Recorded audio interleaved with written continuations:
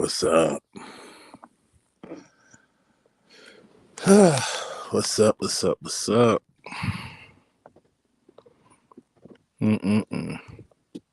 Some good shit coming out today, baby.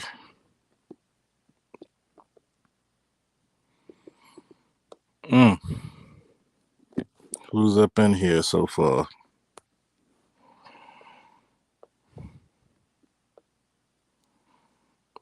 Come on out. Come on out. Come on out. Come on out. See, this is one of those things where you start a live and you're wondering who the hell's up here.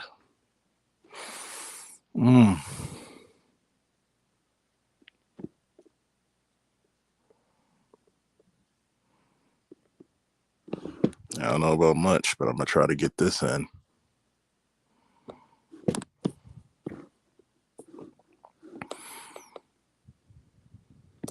I know BGS the other night had FD Signify versus Mr. Z.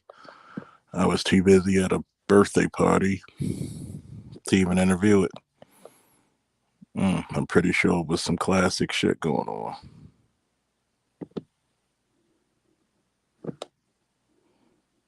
Pretty sure.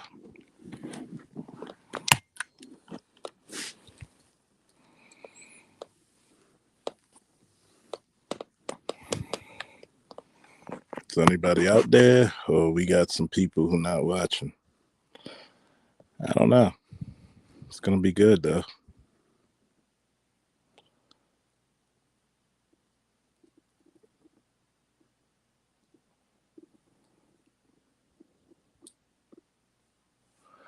I think that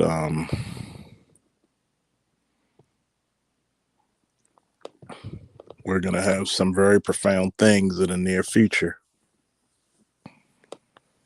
especially when it comes to these debates going back old school.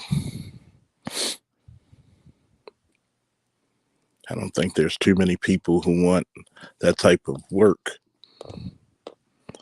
I don't think there's too many people who have that type of knowledge anymore either. I think it's very foolish to think that who have that type of knowledge anymore to believe that we don't know what we're talking about. Don't forget to post up in the chat. I don't know why I can't see anybody's comments.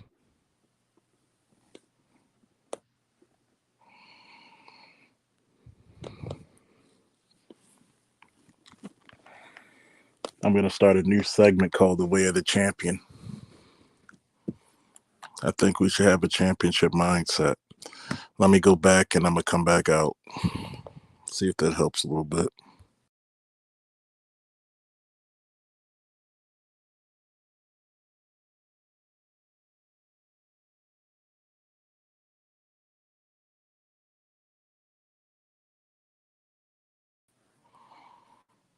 All right, now I can see everybody's comments.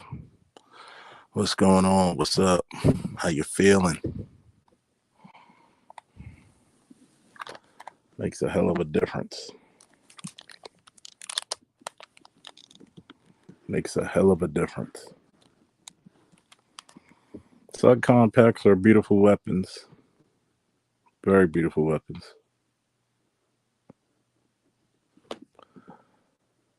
I think that one, when it comes to a lot of this stuff, we need to be really steadfast. We really need to be. We're going to need some type of order. We're going to need validity.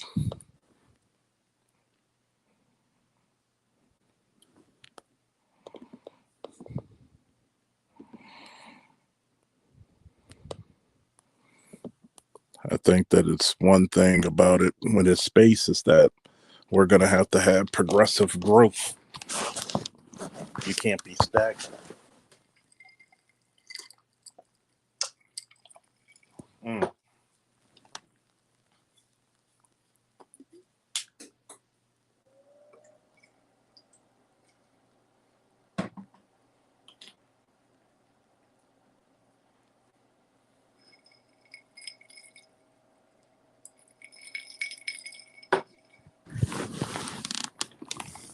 You're going to have to think of ideas that are going to be groundbreaking.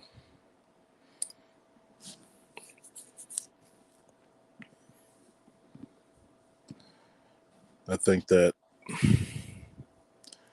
we're going to have to become even more introspective about the purpose that we serve towards the people. Are we truly doing what we say and need to be done? And that's what the bottom line is each and every day. Sure, you're going to have people who don't agree. Sure, you're going to have people who are not going to comprehend. But are you true to yourself? Is that all that matters?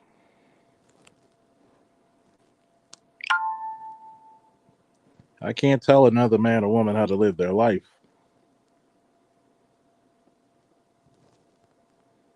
I can just be friendly with the suggestion.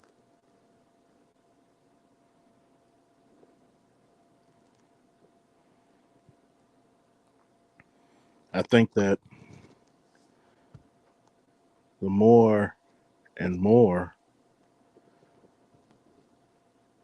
we develop our inner, I will say this, our emotional and spiritual self, the mental and the physical becomes much less difficult.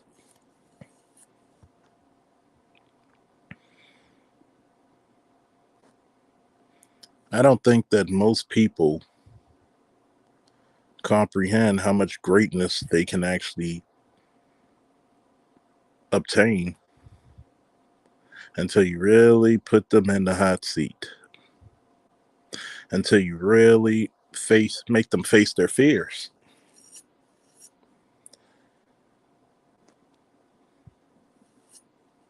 And that's what usually being a champion is all about, just facing your fears. Most people are afraid to face their fears, especially in the Black community. Good God. That's not Omni-Man, that's Grand Regent Thrag. If you're reading the books, he comes up in the books much later, but in the show, he'll come later as well. I'm not going to give you who he is, but Grand Regent Thrag is a motherfucker.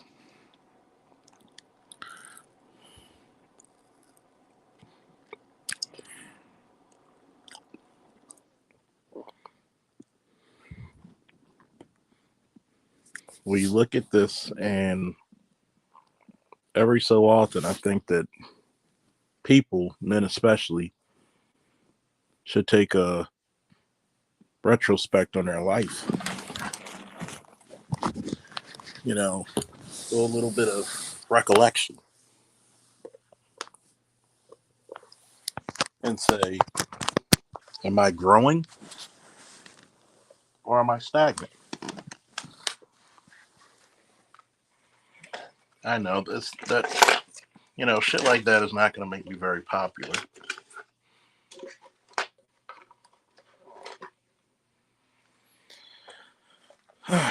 Shit like that is not going to make me the darling of the space, or even haven't heard about that. Pretty sure things are about to get very spicy.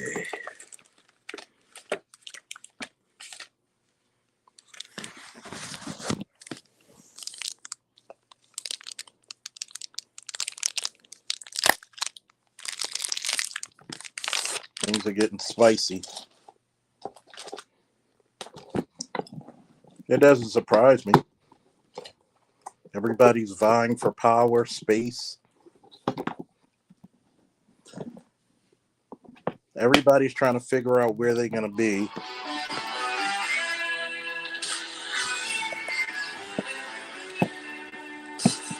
Somebody give me some nunchucks.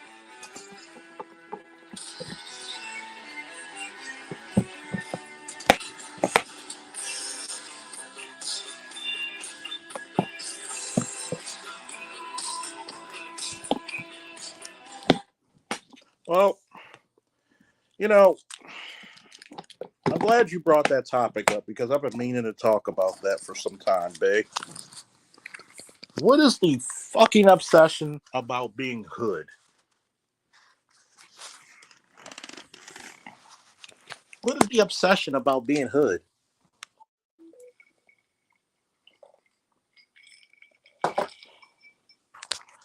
When did hood become the de facto representation of toughness? I am not a hood guy. I am not a street nigga. Okay? I am not. Am I a tough guy? That I'll leave that to your interpretation. I'll leave that to your interpretation.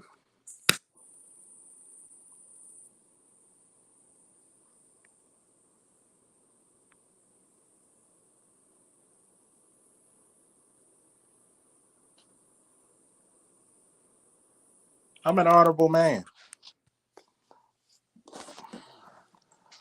I'm an honorable guy. May not be the best guy in the world.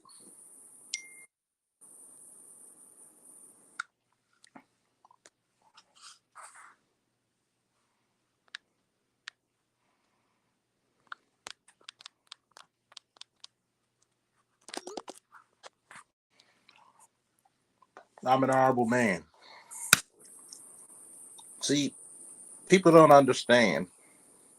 Those who are naturally aggressive have nothing on people who had to be taught to be aggressive. When, hey, what's up, Lion?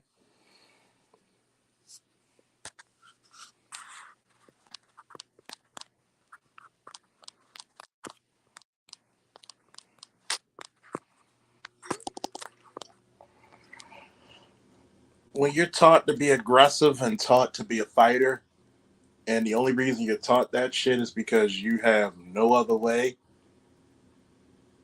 but to make a way, that is a very dangerous person.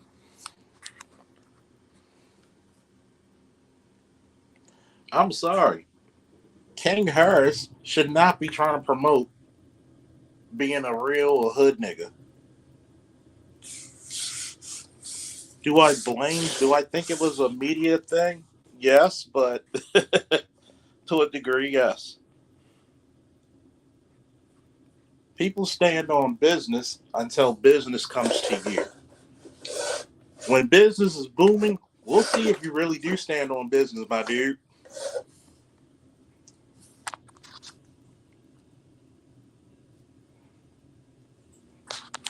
We'll see that.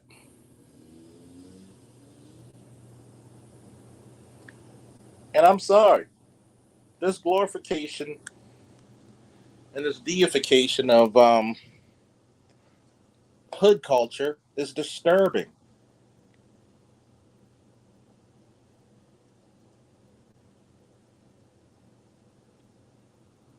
How many gangsters do you see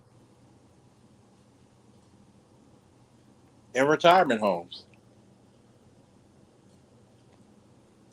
That, in my definition, is not championship material. We have a saying for people like that: the phony tough and the crazy brave. Why are you trying to portray a lifestyle when your parents had a reality show? We saw the mansion.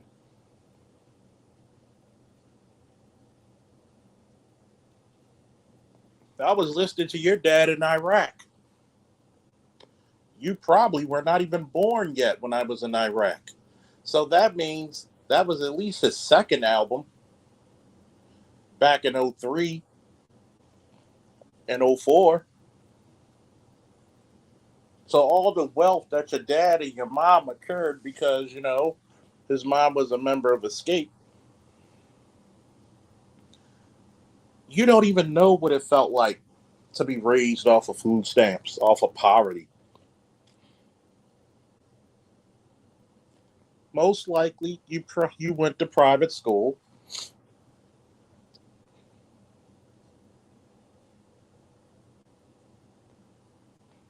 The only drugs you saw were those white boys huffing paint in the back of Catholic school.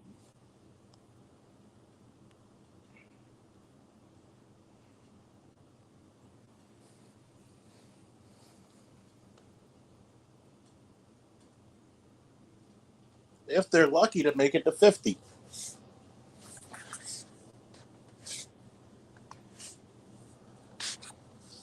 I'm going to say this again, which is one of the issues with the black community. Black women have a fear of failure. Black men have a fear of success. We don't want to be stylish. We want to be dirty.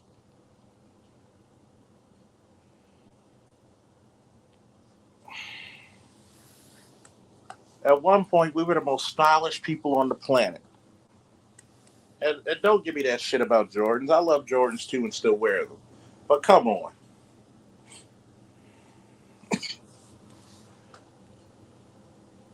I think it's pathetic when a young black man, especially in his young adult and late teenage years, doesn't have a dress shirt, can't tie a tie, doesn't have at least two or three dress shoes.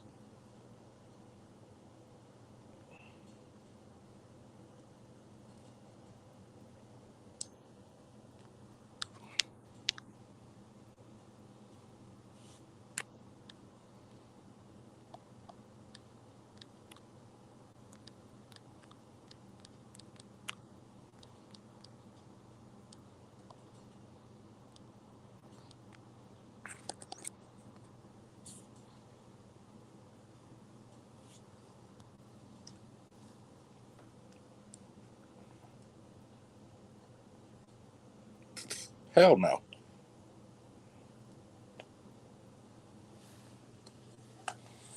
I mean, think about it. How much does the average black man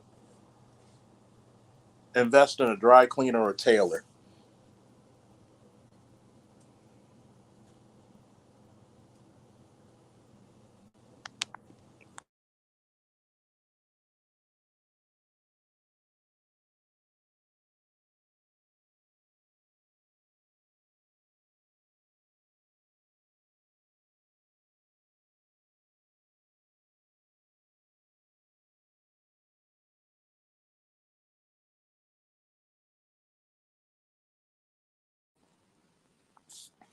I'm back, folks.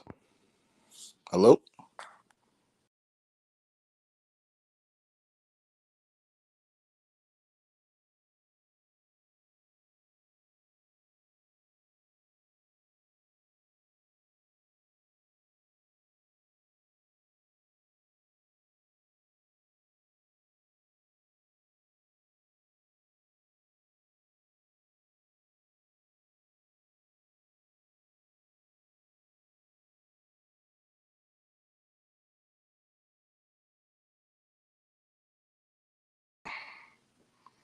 Sorry about that. Got knocked off for a second. Um, no. I like what I like wearing, but at the same time, I have shoes for every occasion. Of course, I'm not going to wear a suit every day of my life, but I got enough for every occasion of my life. We look so awkward in formal settings. And I've said this before. Let's take the shows like The Fresh Prince. You think Will Smith's character would be the most popular kid in that school? You really think that? He would be a fucking outcast. He would be looked down upon as broken poor. Only on TV that hood shit is gonna be all encompassing.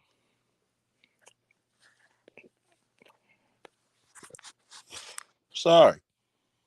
That hood culture is only all encompassing on TV. When you're dealing with old money or money period, nah, the best you could be is a homosexual. You may get to fuck the police chief's daughter, but only in secret. She ain't bringing you home to daddy.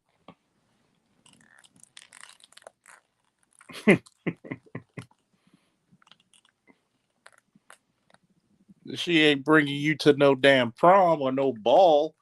You will not be seen openly with her.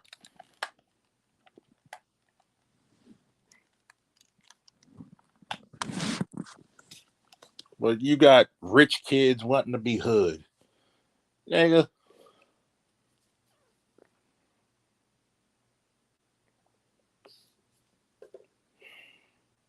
I stand on business. What business do you stand on? The only thing it look like to me, what you stand on is your daddy's paycheck, your daddy's bank account.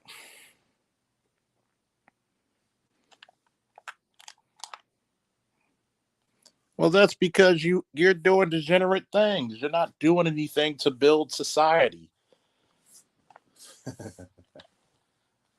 White boys have the age of adolescence that black boys do not. Yeah, he coddles that kid. That kid, if he had to work for any of his money, he would piss his pants.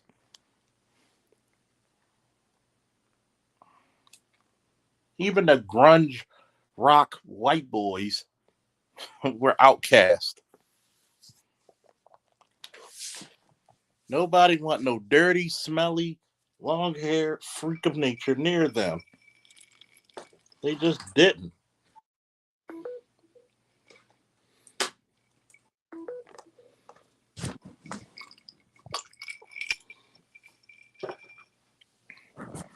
And that's the major difference between our culture and anyone else's. They're not afraid to outcast their people who don't belong in society, who brings down society. They're not afraid to do that.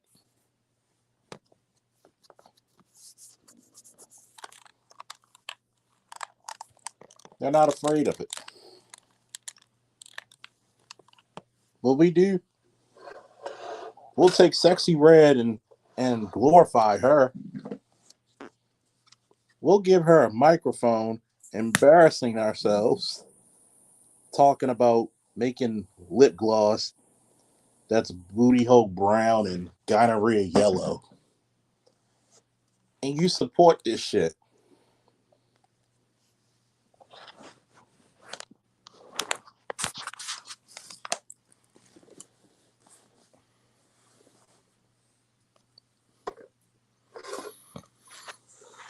What's up, Josh? You support it, but then when people speak against it, you're hating. Pick a fucking struggle. Okay? Pick a goddamn struggle.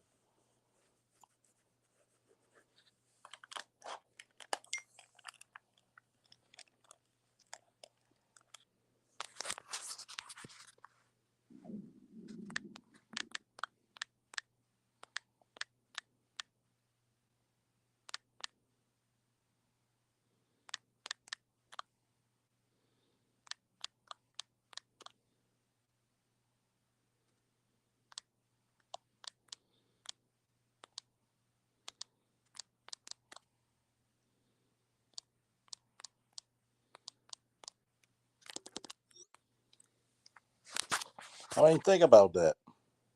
Think about that, ladies and gentlemen.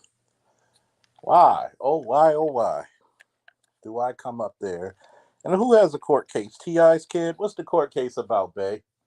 What is the goddamn court case about?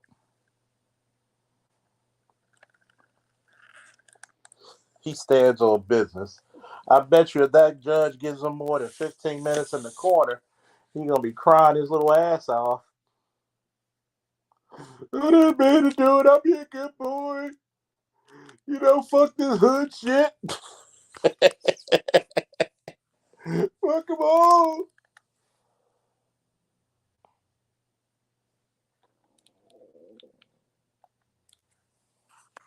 Fuck them all.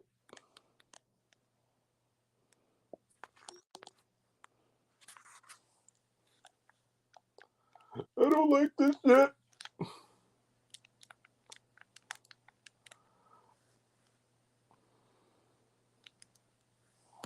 Yep, it's always driving.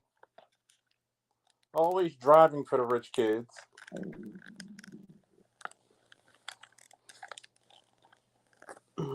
Let's say if it was something that was actually criminal. Give him more than 15 minutes, that motherfucker snitching. I mean, he's singing like old school Frankie Beverly. I mean, he's giving you some Teddy Pendergrass shit. That's all. That is all, man. That is all. I went to court.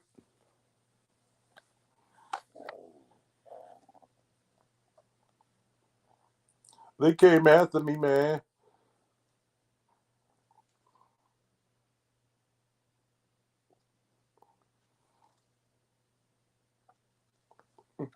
They tried to put a boy in jail.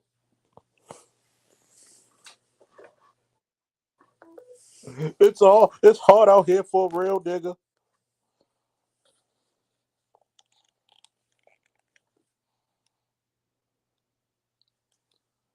It's hard out here for a real nigga. That motherfucker is soft as pissed on Charmins.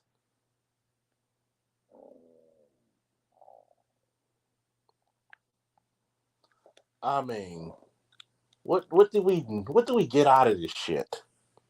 Being a thug, being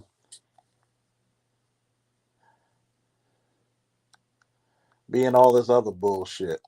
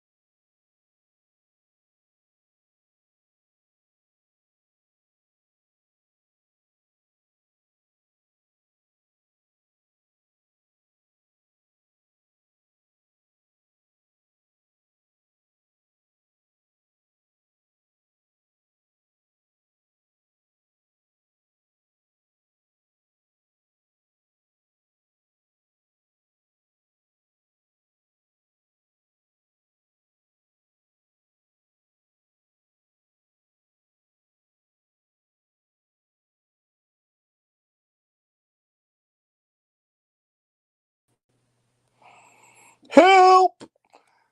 Daddy, they're gonna put me in jail for 30 days.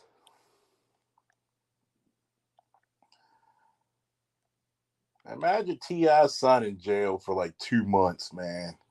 Oh my God. They're gonna have that little boy turning tricks like a motherfucker.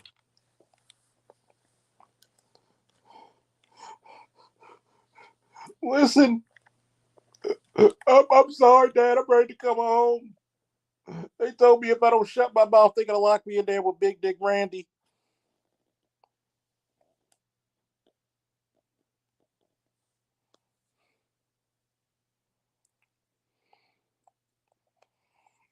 Oh my God. Big Dick Randy said I was scared. I can't do it anymore, Daddy. I can't deal with this. Help me! Help me! Man, them dudes would toss his salad like if they were an Olive Garden, man. I mean, shit. They would just abuse that little kid, boy. Oh man. Oh man. They would just abuse that little boy.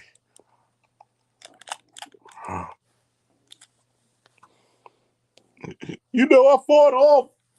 Randy, please, Randy, don't do it again, Randy. I'm a I'm a boy, Damon. I'm a boy.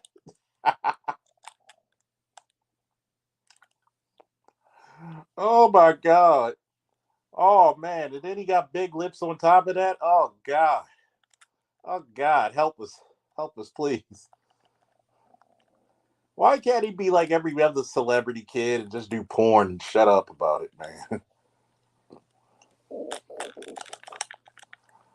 He can't do porn and just like every other celebrity kid and just shut up about it.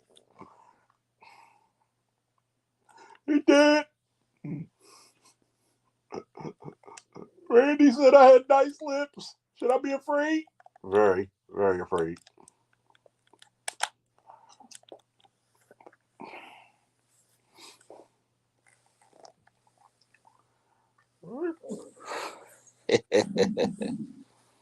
I'm staying on business. Oh, you gonna get the business. You gonna get the business, all right. Don't worry, we gonna make sure you good, son. You gonna be real good, son.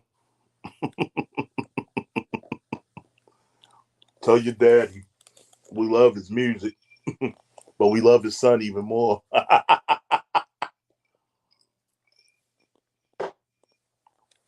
I know I'm evil. I just have an announcement, folks. I've stopped drinking for good. Now I drink for evil. Oh man. I'm gonna open up the panel for anybody who wants to come up here. Anybody want to come up with a panel? Please come on.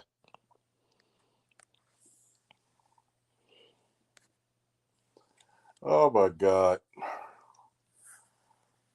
Please come up here, man.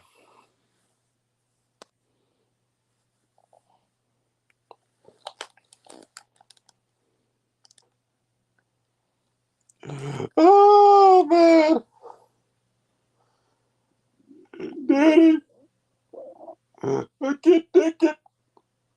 Randy coming. They don't let Randy take me. Randy gonna take me.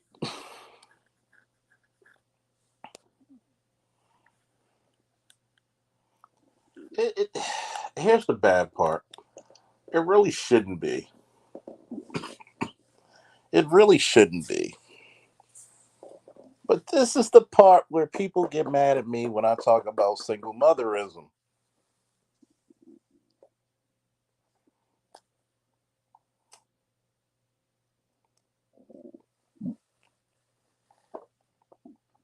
You create failures.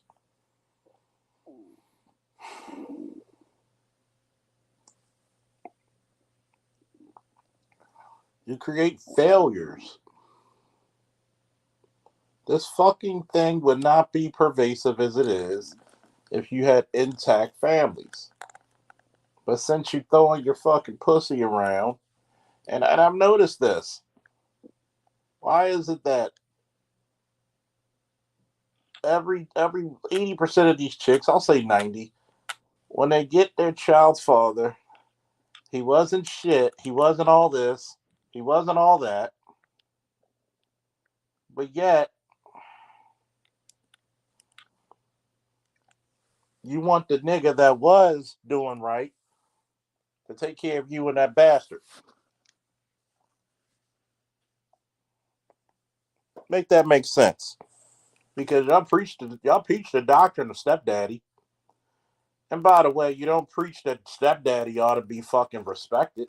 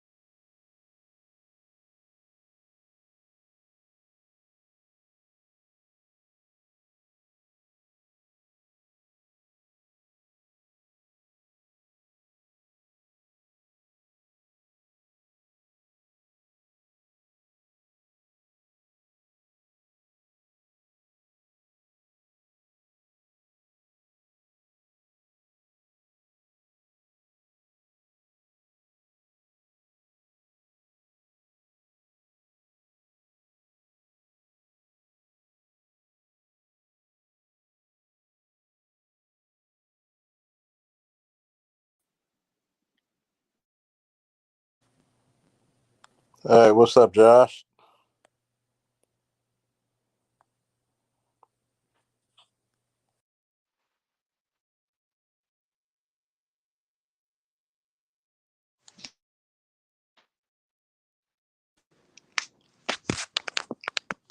Hey Charles, can you hear me?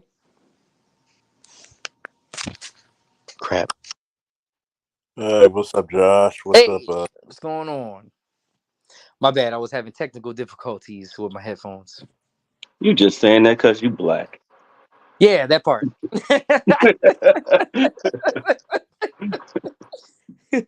You Going on? nigga headphones. I bet you them headphones are black. Oh yeah, black as hell. I, I bet you they got nigga with written all over them. That's a fact. That is a Sound like a goddamn You sound like a goddamn song from the early '90s. Nigga tree. fact. Yo, Charles, you had me rolling talking about that Ti shit, man. I'm over here smoking like a chimney. I had to get on here and get my 2 cents about that real quick. I'm smoking too. Not what you smoking though. Oh yeah, I'm Good smoking the Lord, what herb. time is it? It's 420. 5 o'clock Oh something. shit, 11:06. My bad. Was it wake and bake already? Jesus. Yeah. Okay. Ain't Whatever too gets early you in the through the morning. day, bro. Whatever gets you through the day. That You is know, some niggas said fuck Folgers. dude. The Them folks. best part of waking up is nuggets in my cup. That's right. It's a little bud in my cup. Just yeah, fuck Folgers. What's up, Free Will? What's up, Sun is Hot Raw and others? I'm sorry. I never understood. And Josh knows me in real life, and babe, we had conversations. You know me too. I still want my $2, but go ahead. As long as I owe you, you never go broke. And I'll put it this way. I'll Said every crackhead ever. Uncle Willie and shit. don't cut Anyway, I'm sorry. Let me stop interrupting your show. Go ahead. don't cut your grass only half done and shit. No.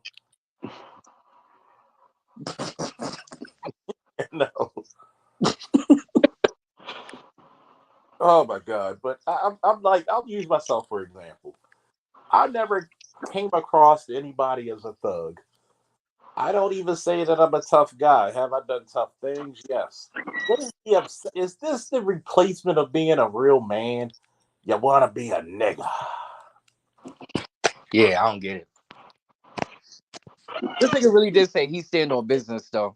I stand Like, on bro, you're 5. The fuck is you talking about, son? he's 5, but his height is 4. Yeah. He wears. You know, I've said this. I said, look, if I was Ti, and oddly enough, Ti actually responded to people. A lot of people have said this, and Ti responded negatively about it.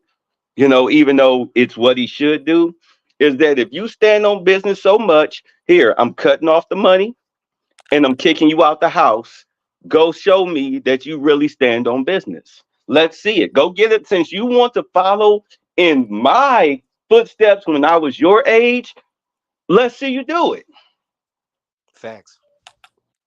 Go do it. And I mean, tough love is the only thing that will cure him of this stupidity. And I do not understand. I always wondered, why is it always the light brights The light bright that want to prove, they want to show that they're black by being niggerish? Yeah. because it's from old. Yeah, because I got nothing but the utmost respect for you and your dad. Since a lot of people don't know what your dad and we ran through the same cultures.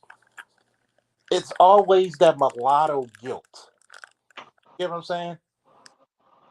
Even though they might not be in all intents and purposes mulatto, but they're light enough to be.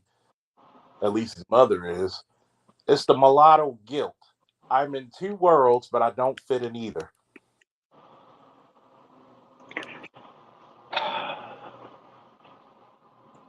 I can't even, I'm sorry, Go ahead, go ahead. but I can't even begin to tell you how many times a year, if not a month, when I was growing up, even as an adult, working at a job and shit, I've had dark skinned black people tell me I'm not black. And I laugh at them. I said, well, and I asked the question, well, as an adult, I wound up asking them the question. I'd be like, define blackness.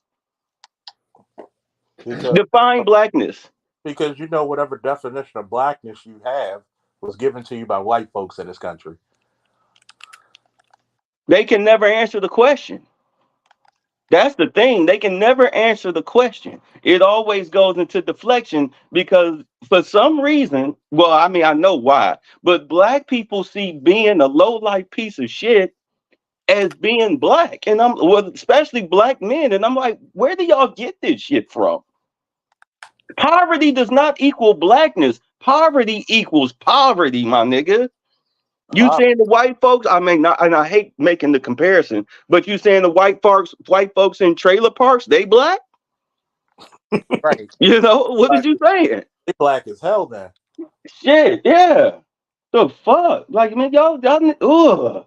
Yeah, Go that's a ahead. Let crazy me thing. breathe. Let me. I don't I don't think none of that shit should be celebrated. Like shoot, Charles will tell you, I'm originally from the Bronx. Like I've lived in Bronxdale projects in Patterson. I'm not celebrating that shit.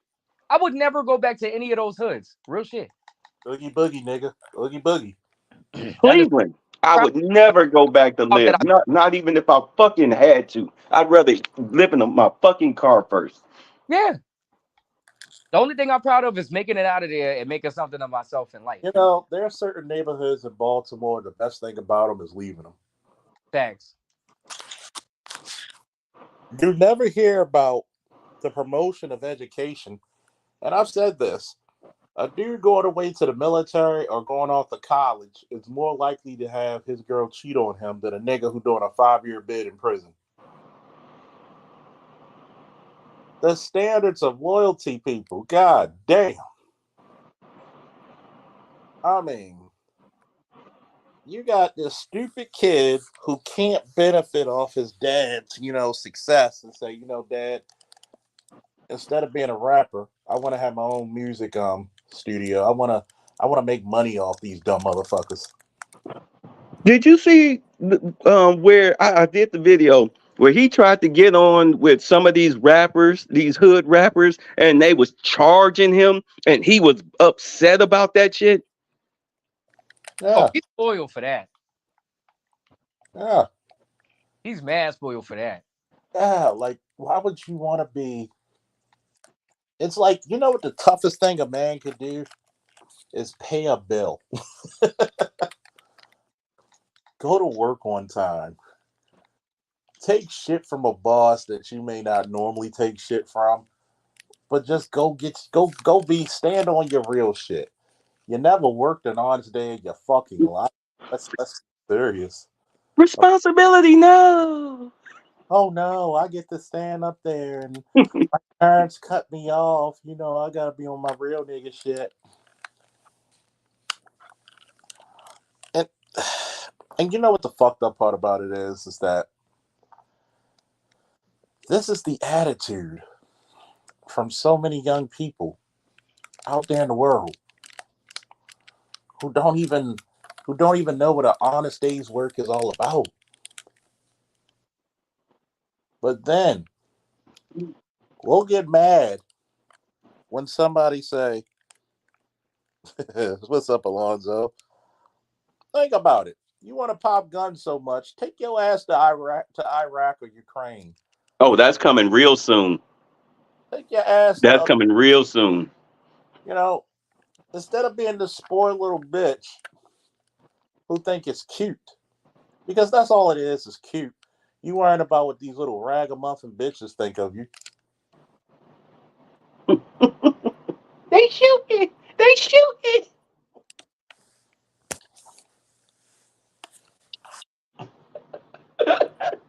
And the sad thing about it, those same bitches, they don't date a guy like you. They're not going to date a guy like you when shit gets hot and heavy. They want a square. After a while, everybody wants a square. You know what I've come to the conclusion with that? How why single mothers suddenly now want the men of refinement and stability is because when they out here, popping the thought pocket and and then they get pregnant and they have that baby, and suddenly that's when they're for most women, they're forced to grow up. They trying to do it off government assistance. They living poor. Now they got to either prostitute or work 2, 3 jobs or some shit like that. They got to find some type of some sugar daddy or whatnot. And it's like, because the baby daddy, he can't even step up and be a man because he doesn't even know what manhood is. He's never seen it in his life. His idea of manhood is future. You understand? But the reality of the matter is that they were forced to take care of those kids. If they had to get up at 3 a.m. with the feedings and run them to school and all of this shit, all that street shit would stop. What are you gonna get? Thought pockets. But I'm just like, dude, at some point, when are black people gonna live in reality? Well, it's hard out here for a nigga. Nigga, you don't pay a bill. You really don't. Charles, for a couple years ago, I think it was 2019, maybe 2020. I was talking about welfare and how they're probably going to reform it. With the migrants being here and now, them about to get American status, a lot of them are going to start filing for welfare. But the government, the cities cannot afford it because welfare doesn't come from federal income tax. It comes from the state. States can't afford it. Why do you think these cops are letting all of these, if you watch these videos, and you should know, they're being kinder, gentler, even though they should be smacking you in the mouth with a baton, but they're being kinder and gentler because they can't afford the lawsuits anymore. So now you're at a point where, like I said, all of these migrants are here. They're going to sign up for social services and everything. The states can't afford them. So I'm really looking at it. I thought it was a joke when I said it, but it looks like they're going to have to reform the welfare system for mainly people over a certain age, like maybe over 65, maybe even 50. Some people, of course, people that are elders, they're going to be grandfathered in. Excuse me. Or you have to have some type of mental or physical handicap. So now if you're out here as a single mother or just some chick trying to get out of her mama's house or whatever, sorry, you no longer qualify. That's when black people are going to wake up, especially the women, because they're not going to be able to afford to be shit talkers anymore. They're going to have to make critical decisions when it comes to their sexual activities. You know what I'm saying? I mean, I can't fuck like I want to. I can't fuck for a buck. Oh yeah, you can fuck if you want to. I just hope you can afford the consequences of your own actions. See, I am responsible. See, I can pronounce it. I'm gonna tell you what. Number one, woo! Salute, folks. One thing I will say, I just put in for my permit, and I'm very pro 2A. I think what will end up happening is what ended up happening to me. One thing that wipes a lot of this street shit out of a lot of dudes. And tell people about your story or what happened. Is encountering some street shit. Because that's what happened to me. So 2008, 3 days before Mother's Day, I got shot 5 times in front of my mother in Winston-Salem, North Carolina. Bullet hit my shoulder. Because I was trying to be something I wasn't. In front of your mother? Well, no, my mother unfortunately got to see what happened. I wasn't doing that in front of my mother too often. I mean, she used to see me walking around holding bandanas and all that and throwing signs, but I really wasn't into it. I had a job. Right? So you can't really be gangster, as they say, with a job, right? With the McDonald's hat visor on. I was working at Wendy's, man. You know, Oh, okay. we was Wendy's gang in it. You know, we beef with Arby's, right? But Doing drive-bys and shit on Harvey's restaurants. King of burgers, nigga. Ba, ba, ba, ba, ba. exactly, we got the best fries. Well, you know what? back, motherfucker. Listen, But no black people go to Arby's, no way. exactly, unless they niggas don't need an constipated. Yeah, if black people go to fucking Arby's. right? Baby, I'm constipated. Go get me 2 beef and cheddars. Oh shit! But I realized, the error of my ways, and it's so crazy. Even in criminality, when the bad part about it with black folks is we seem to foster or like criminality, but if you ask anywhere else in the world, hey, what's the image that you see when you think of a gangster? They're gonna say a man in a custom business suit, manicured nails, slick hair, in the back of a limo. You come to the black community, what's the first thing you think of when you think of gangster? Future. Dirty ass nigga.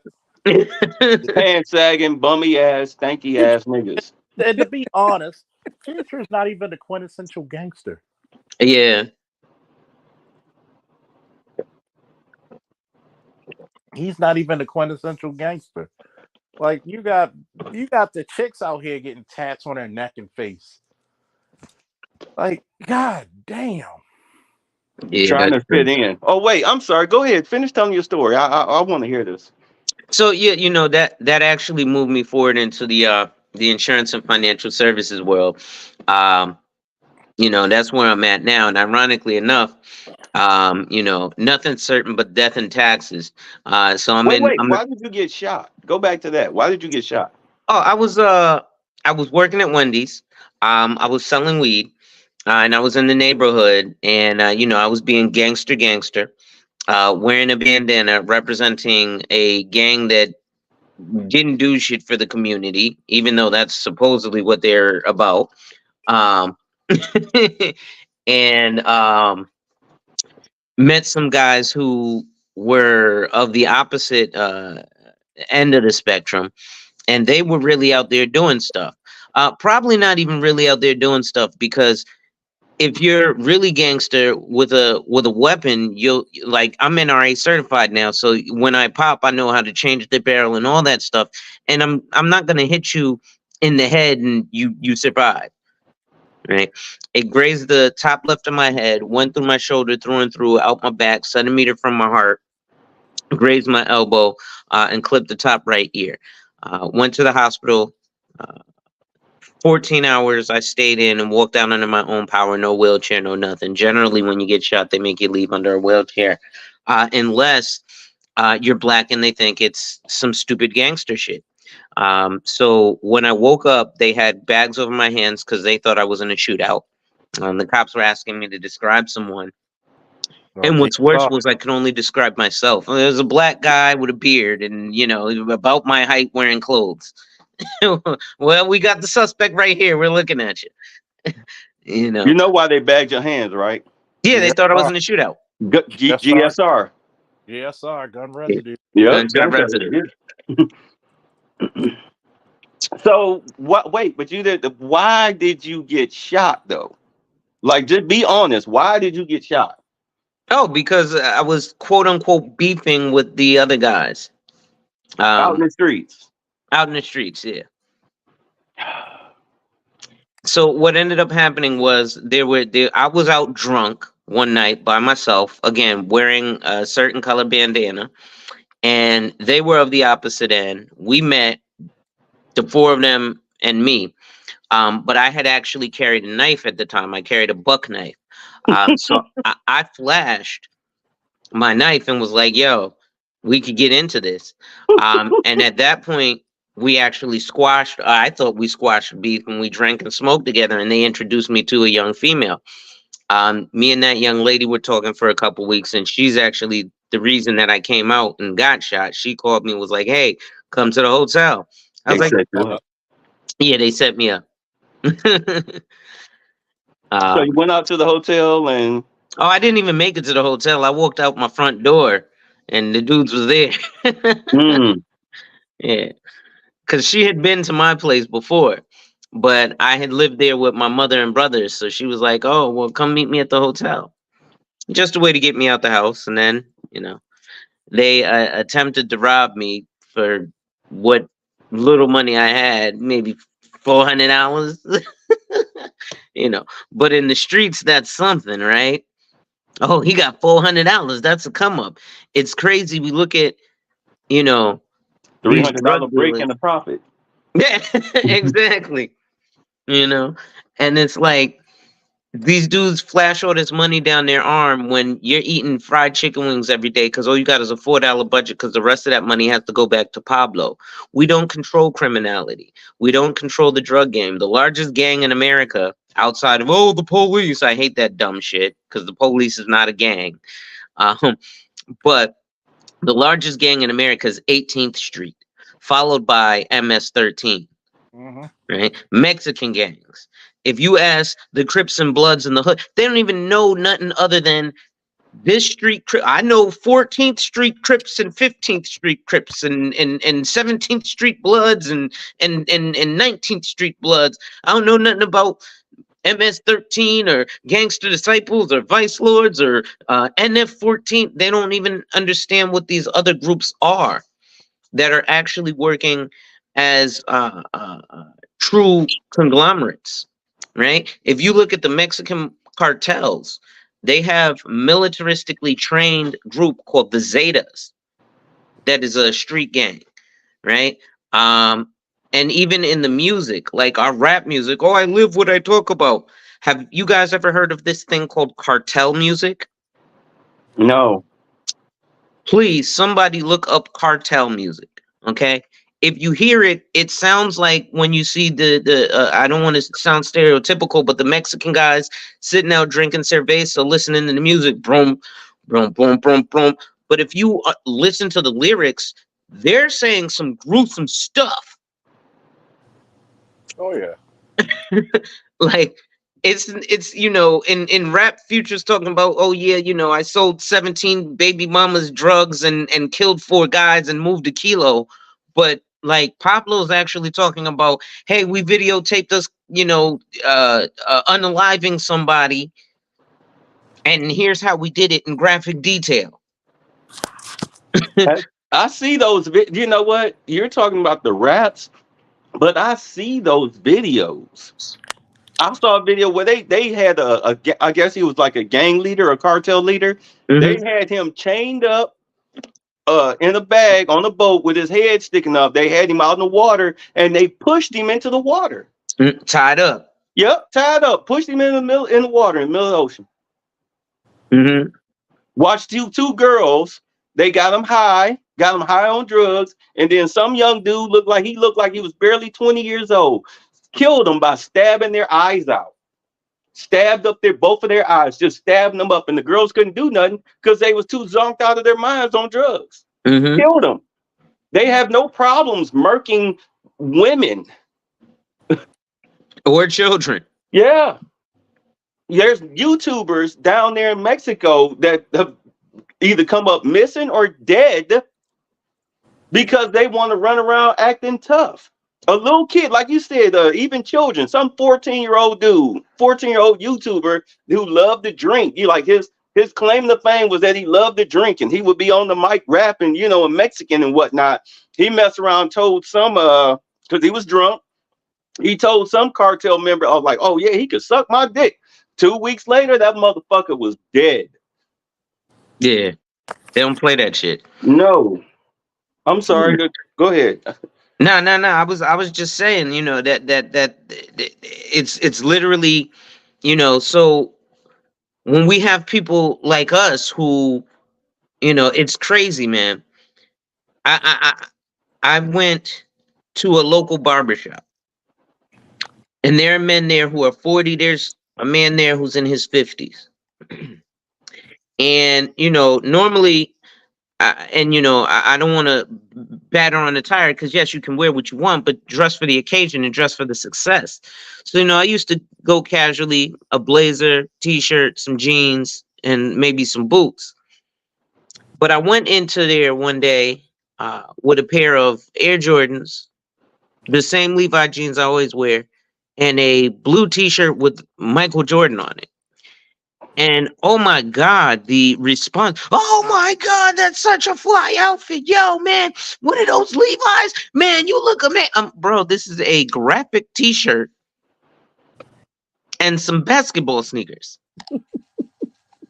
Not to cut you off, but I've been telling dudes, I said, look, if you want to attract the chick you want, you need to dress for what she finds attractive. Hoodies, t-shirts, jeans, baseball caps. You look like the average nigga out here in the street.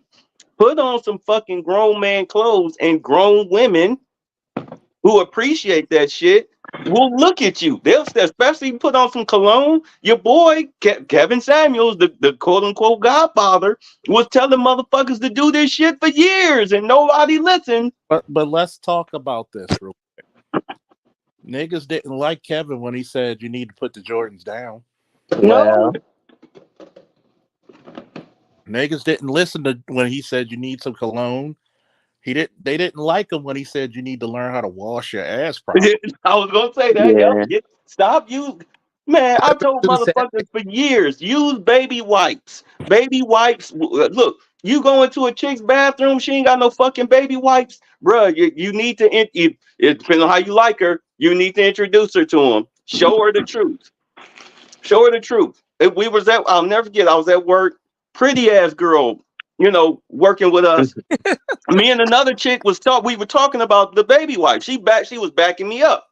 I pulled out the thing. I said, here. I gave her the wipes. I said, go in the bathroom. Go wipe yourself right now. You think you clean? Like, I know I'm clean. Here, go in the bathroom and wipe yourself. She didn't want to do it. The other chick like, no, do it. Trust me, do it. She went. She came back out a couple minutes later. She was like, yeah, I need to start getting me some packs. I said, yeah, exactly. If washing your ass is blasphemy, I'm gonna tell you what's one of the things people always ask me about policing. And I'll be like, go get you some baby wipes. I still carry baby wipes. Like, I don't know what's the obsession of dudes thinking it's gay to wipe your ass clean, but you know, we got some weird people in our communities, man. We got some weird people. Like, Dude, I have some dudes who think it's gay to get a pedicure. Nah, they want their feet to look like claws. Like when your feet are doing gang signs, you got a problem. Niggas don't understand why they feet hurt. Meanwhile, they got toenails as long as these chicks' finger claws and shit. You wearing a size 12 and you really wear a 9 and shit because of them claws. What the fuck? But Like, I'm gonna tell. Should Can be I tell my overlapping. story? Yes, please do. This what turned my life around. I was 15, and my older cousin, he was selling drugs. You know, trying to pay his rent. You know, he wasn't trying to be a gangster. He was just trying to pay his rent because his mom had kicked him out the house, and he couldn't stay with us or any other family members. So he in a dope dealer's apartment complex. So one of the family friends, he came over. He let us use his car while he stayed in my cousin's apartment. But he was on my cousin's bike out front selling drugs to the fiends, you know, selling crack to the fiends. Keep in mind, this is in the 80s. So we come back. There was a problem we didn't know about because they had told him, the other dealers had told him, get the fuck out of here. You fucking up our money, because he was stopping the fiends from coming in the building. We leaving now. It's late. It's like 10, 11 o'clock at night. Dark as fuck. We leaving. Them niggas in the hallway, they jawing back and forth. All of a sudden, as soon as we get outside, they crack him in his jaw. He like, all right. So then they well, I'm not saying went to, they actually started jumping his ass. We went to go to try to break it up. Dude put a gun right in my face, telling me to reach, motherfucker. Reach. He a grown ass man. He at least 1.5 feet taller than me. He got a gun in my face. I got my hands up, and we had to sit there and watch them beat the ever loving shit out of his ass. my plan, the only reason why I was over there hanging out with my cousin, he was talking to me like, yeah, you need to sell these rocks, man. Look at this money I got. You need to sell these rocks, And I'm like, yeah, you know what? Fuck it. I think I will. I'm gonna get some money from my aunt tomorrow. I'm gonna get some shit. After that, I was done. And sure enough, when I called my father, I told him about it and shit. Next thing I know, that's when he sent me the ancient Egyptian Book of the Dead. And ever since then, my life completely changed. But yeah, I came that close to fucking death over some fucking crack. That was the world's quickest drug dealing career. Nigga was like, fuck this, nigga. Yeah, I could have died in a fucking ghetto in Cleveland for nothing. And for what? A neighborhood you don't own? Yeah, because I'm trying to fit in. And that's the point of why I'm gonna start this new series called The Way of the Champion. If you're a champion of something, what is the definition of champion, fellas? Standing no minutes. If you're a champion, that means one, you're the person that represents your people, right? You're the best. Yeah. You're the best of your people. That also means that you're the number one person under a given sport or activity, right? And Yes, sir. when you look at this shit, that's not championship material. Why do you want to have a difficult life because you think this is how you impress people?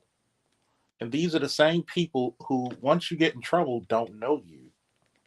Yes, they're going to charge you. Why? Because you're trying to live lifestyles that you know that you're not in. You know this. And then you get upset with your parents embarrassing you and telling the truth about you. Nigga, you ain't no thug. Fuck out of here. Well, I always said if I had a son or a daughter and they want to get to the street life, I'm literally going to kick their fucking ass and explain to them, hey, look, this is a death sentence. Because my mother told me growing up, like, I'd rather kick your ass than the white man out in the street kick your ass, because he gonna do it. I'm doing it out of love. He's doing it out of hate. There's a difference. A huge difference. And see, it goes back into, and you're right, Son is Hot Raw. It's a winner. We don't like promoting winners in the black community, do we? We really don't. What you mean, man? I got all these baguettes on, all this ice and all these hoes and all these guns and all these bullet wounds and all this tattoos, man. I'm a winner. I still live in the projects in my mama house, and I ain't never signed a lease, but I got it like that. And nobody respects you. That's the craziness about it. What you mean, man? My name ring bells in the hood. Everybody know me in these four corners. Everybody like you in a rat infested, drug infested, crime infested, mouse infested. Like, we love poverty, man. We love it. What, you mean to tell me you don't want the respect of people who probably won't make it till 30? Fucking matter. We want the respect of people who don't fucking matter. That's what we want. And it's shameful because you're still there, fellas? Yeah. Yes, sir. I want you to think about this, right? We're the only group of people that want to represent getting the respect of motherfuckers who are broke just like us. We're trying to invest favor into people who don't want to see you do well. Like, look at the insanity of this shit. You think that motherfucking Orthodox Jew gives a fuck about your baguettes? They sell it to you. Exactly. They sell it to you. Then they let you tear it up. We need trinkets to make us feel better. Can I be honest real quick? I mean, In all honesty, if I was the federal government, I would give black people reparations, $5 million each. Because you know what's going to happen? you're going to bring it right back with interest. Exactly. That is the best way. If I wanted to literally, if I truly wanted to boost the economy, here's your fucking money. Because I know I'm getting it right back within a 2-year span. Think about this. During the whole time of reparations, how many of these idiots will buy houses, buy properties? Well, a lot of people would. A lot of people, they would go out, they would buy a big ass fucking mansion. It'd be 3-4 of them. It might be 3 people in a fucking 7-bedroom. Or no, I'll take that back. No, 7-bedroom, 5-bath mansion that they can't afford, that they gonna fuck around there, get foreclosed on within 2 to 5 years. They're gonna buy a bunch of expensive cars that's gonna either get either tow up, or they're gonna have to sell them within 10 years, depending. All right, they're gonna buy a bunch of drugs. All right, they're gonna buy a bunch of gaudy shit, a whole bunch of fucking clothes. I'm telling you, the economy will boost. It will boost, and we'll find ourselves back in the same position within a 10-year span as a collective. Not all, but as a collective, we'll be right back where we started from. And that's simply because of economic illiteracy. Economic illiteracy. This is why a lot of people with old money don't like to fuck with people with new money. Because old money been there since centuries. Right. They see you as a lick. They see you as a lick. It's one of the men's fashion shows, style shows.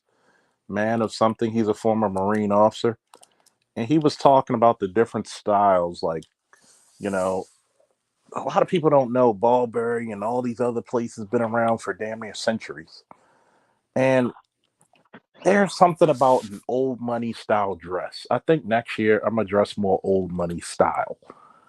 Even if I can't afford the product, hell, I'll get somebody to make it for me at a much more reasonable price. We don't even really take in consideration what the fuck we need to do. We really don't. We don't even take in consideration on how to actually dress for the occasion. We like this poverty shit. We want to buy expensive ass jeans. Oh, you got those whatchamacallits on. The only reason girls like it because you look like a fucking mark. I want you to think about it. Lick. You look like a fucking lick. This bitch is only looking at you because she thinks she could get some money out of your ass. I've been called cheap by bitches many a times. I will tell you that. And I'm saying, yup, so. Like, I'm not going to put my money in something that doesn't guarantee success for me. I had a girlfriend once. I'll never forget, we was in the car. Like, she was a live-in. The last girlfriend that I let live with me, to be honest. She turned to me one day in the car, just out of the blue, and asked me if I could just simp a little bit. And I looked at her like, what the fuck? Like, what do you mean by that? You don't know how to, this is why really why I kicked her ass out. You don't know how to fucking clean a bathroom or a kitchen. You don't know how to do your own daughter's hair. This girl is 9 years old. You don't even know how to do her fucking hair. All right. Why are you here? You can't fuck worth a shit. Why are you here? I'm looking for a lick. She wanted to get out of her grandmother and mother. Well, her grandmother's house, her and her mother was living with her grandmother. She only lived on this chick was like 31, had only lived by herself once in a ghetto ass apartment. All right, for a couple of months. And then she was back in her grandmother's house. All right. Nice house. Nice house. If you're familiar with Columbus, Ohio, you know that Bexley is the Jewish area. But there's 2 parts of Bexley. There's the Jewish area, and then there's everybody else that has half of Jewish money, if I'm making any sense there. Mm-hmm. You know, the uppity, what they would call the uppity Negro section. They lived in the uppity Negro section based off of their grandfathers, her grandfather's success, who had passed on. And probably looking at her and be like, he turning in his grave, shitting a brick. Single mother, of course, went to the best schools in Columbus and everything. Of course, gotta be in the niggatry. Career nursing student. Been in nursing school since 18 years old. 31 at the time. Can't hold down a job. Can't hold down shit. Can't hold down a job. Can't hold down the man. Can't hold down an apartment. Yeah, like you said, can't hold down shit. Like just no life skills whatsoever. This is what's out here. Not to mention, not to just rag on women, because do understand you have, and I've said this 1,000 times. You have men out here who have grown up in the same conditions as these women that they complain about, and for some reason they think that they've come out unscathed. Like you're in the same boat. You know what's worse? I'll tell you one that's worse, because we also often look at the women raising the men. So I know a situation personally. Woman, she has 8 children.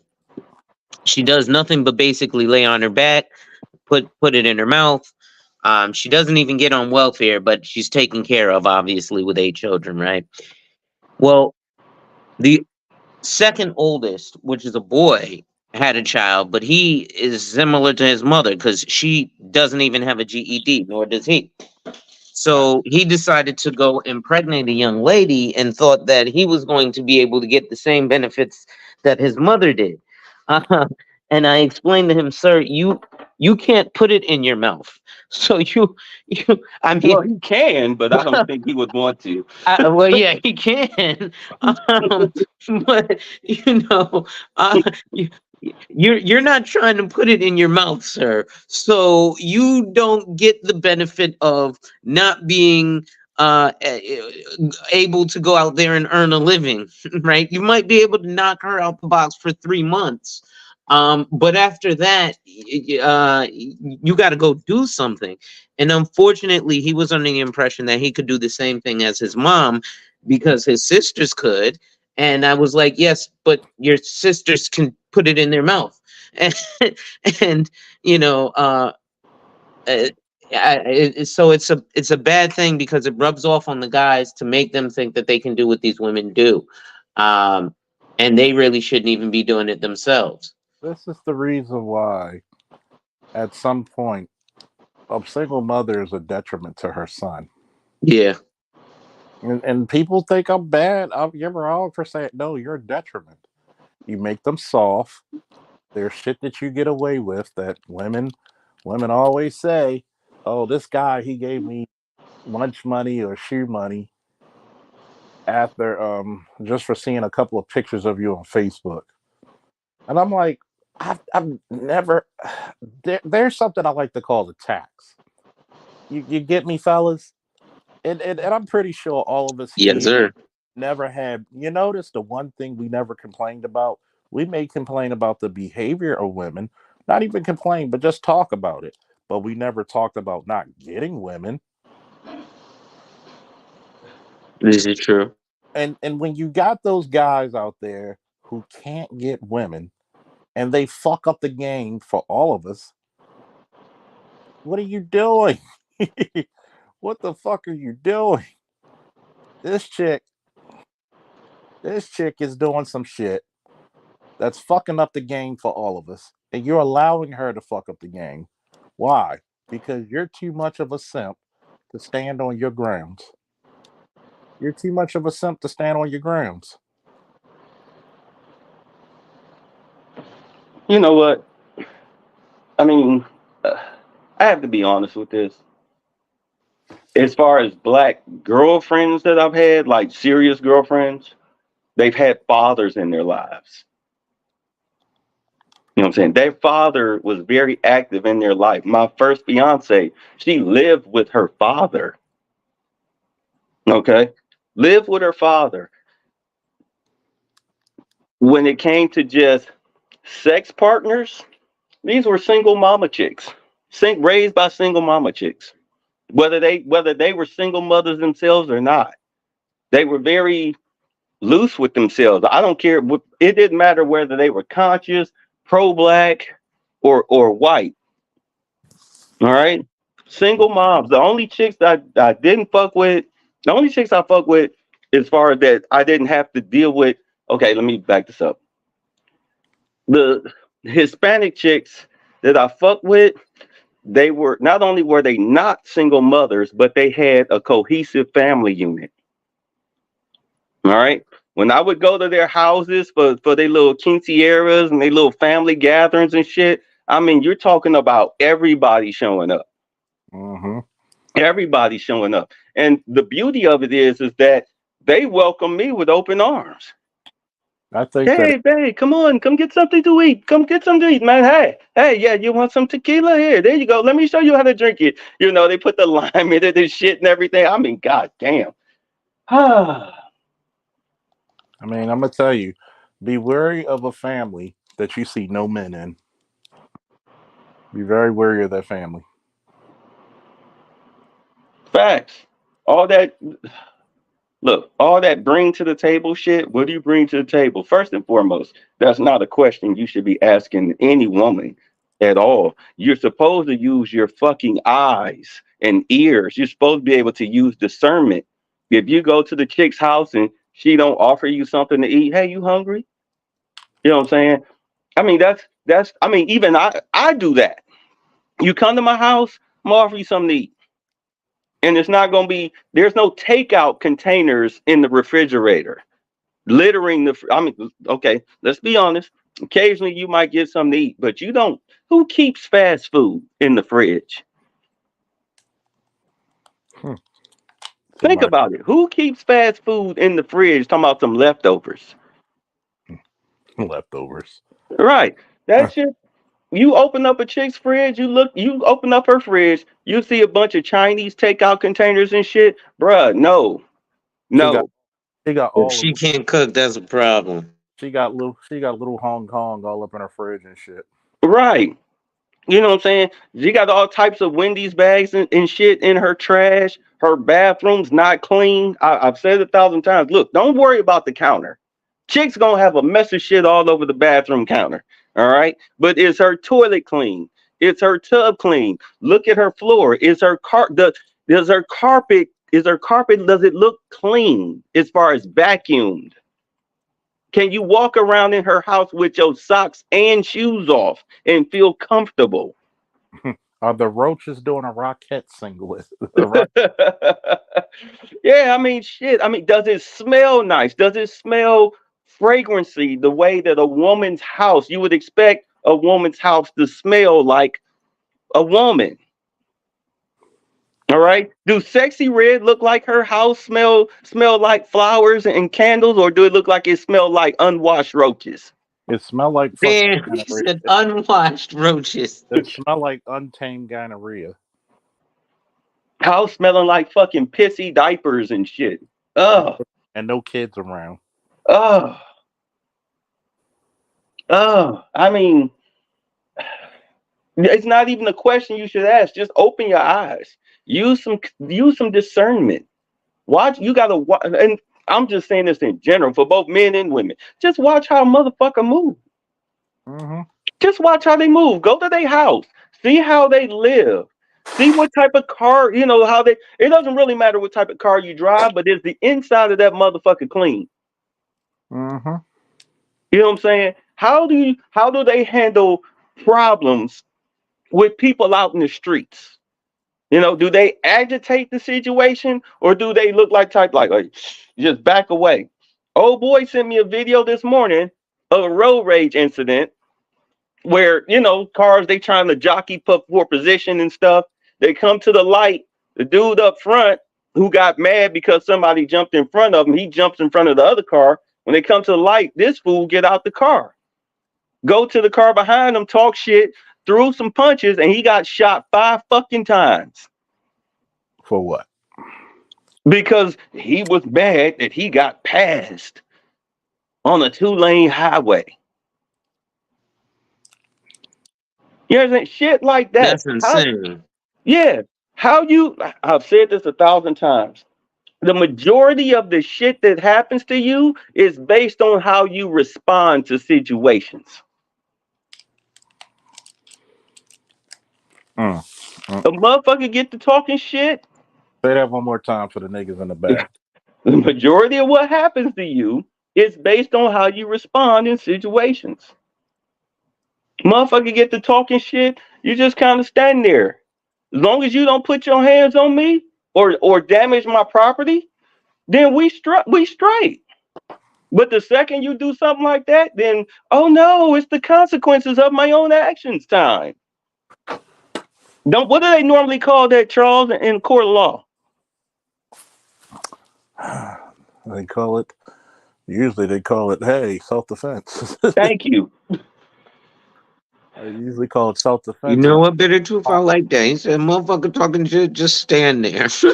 Yeah, pretty much. That's what I say to people all the time. Whether if I'm in civilian clothes or in uniforms. Oh, you a bitch. You all this. I said, you know what? You're smart. You're like, why you say I'm smart? You didn't put your hands on me. You survived the encounter. Because I'm like this. You can say whatever the fuck you want to me. I don't care. Like, let me put it to you this way. Oh, you lucky you got that badge and gun. No, the luck is on your side, kid. You know why? Because if anybody else, I'd have just put 2 in your head and just walked away. But no, I'm not emotional like that.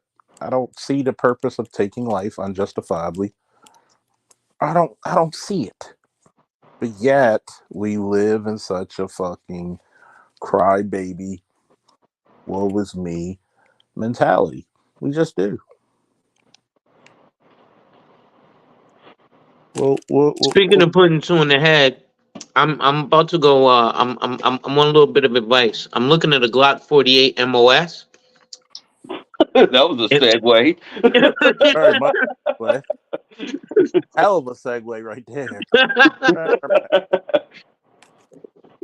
No, that My wasn't. baby don't turn down his music. I'm finna looking at this Glock 48. Is this a good weapon to shoot through the floor, Charles? Or No, I'm looking at it for my everyday carry because I'm a small guy. But my concern is that it's a single stack, and I hear all these apocalyptians who are saying, you know, more ammo, more ammo, more ammo. I don't have a problem with a 10-round clip. I used to like 16, but you know, you don't need to switch in anything like that, right? If you're accurate. I mean, I'll put it to you this way. No man says, I want less ammo in a gunfight. This is true.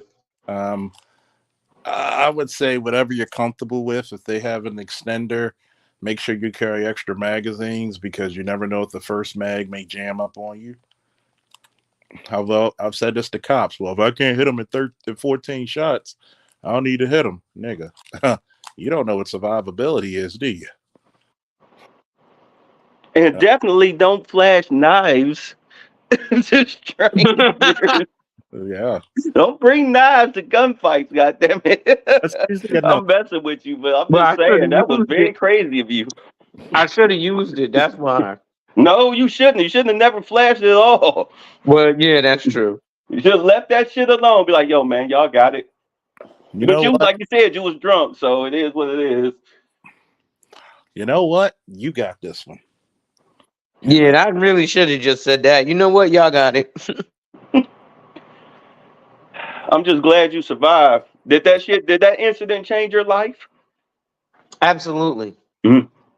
Now it's ironic because initially it had the opposite effect. Initially, I felt like I was Superman. I was like, "What? I got shot and survived," and then, you know, I had to realize, wait. What ended up happening was I had a relative who got shot one time and died, and I was like, wait. So I got lucky. I'm not Superman. And then I met my wife, and I saw a whole new side of the like. I've always seen, you know, kind of good things. But then when I moved to New York, and I had met my wife and went to her neighborhood. Her neighborhood was full of black professionals and well-to-do. When I went to the block, I was like, "This is not Bed-Stuy. This is where the Cosbys live." Um, Not to mention that her mother was an options trader for Morgan Stanley for 30 years, and her father was a diamond cutter on Why in the the fuck diamond is he district. fucking with you?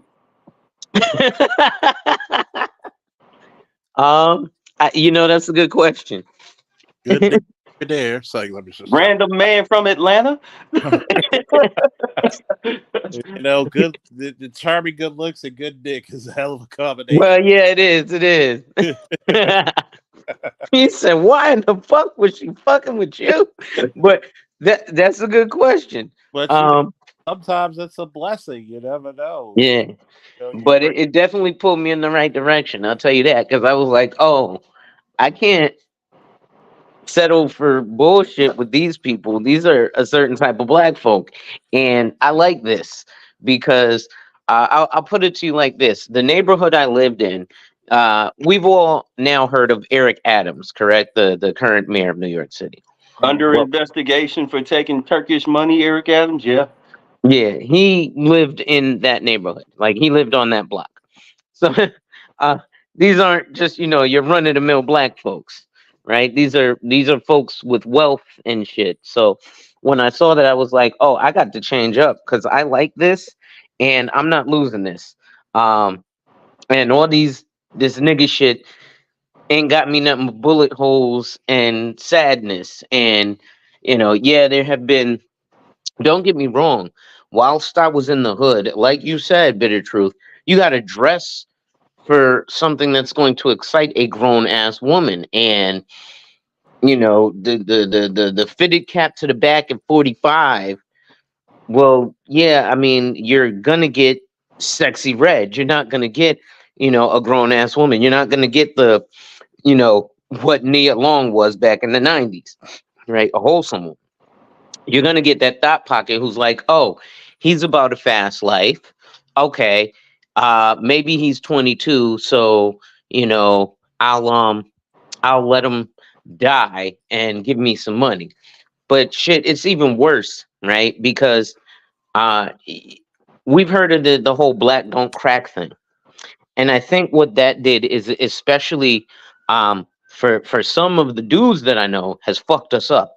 For the women too, but I was outside sitting, chatting with some fellas from around the way that work at a grocery store near where I live. I live near Yale, so all over expensive bullshit.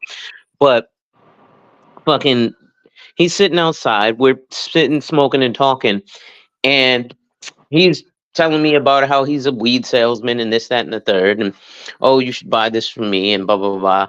And then I was like, bro, what do you know? You're about what, 22? And he laughed because I thought I realized he thought I was paying him a compliment. When saying that he looked as if he was in his 20s. I wasn't saying that because you had a youthful face, sir.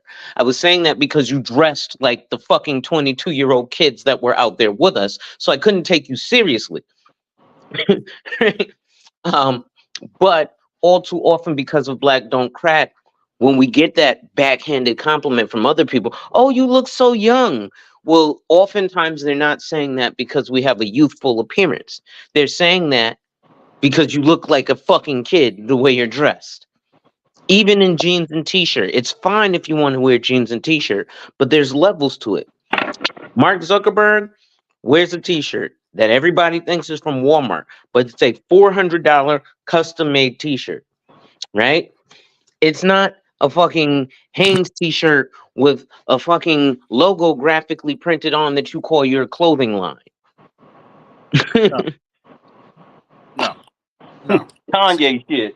People don't understand the difference between, money versus wealth.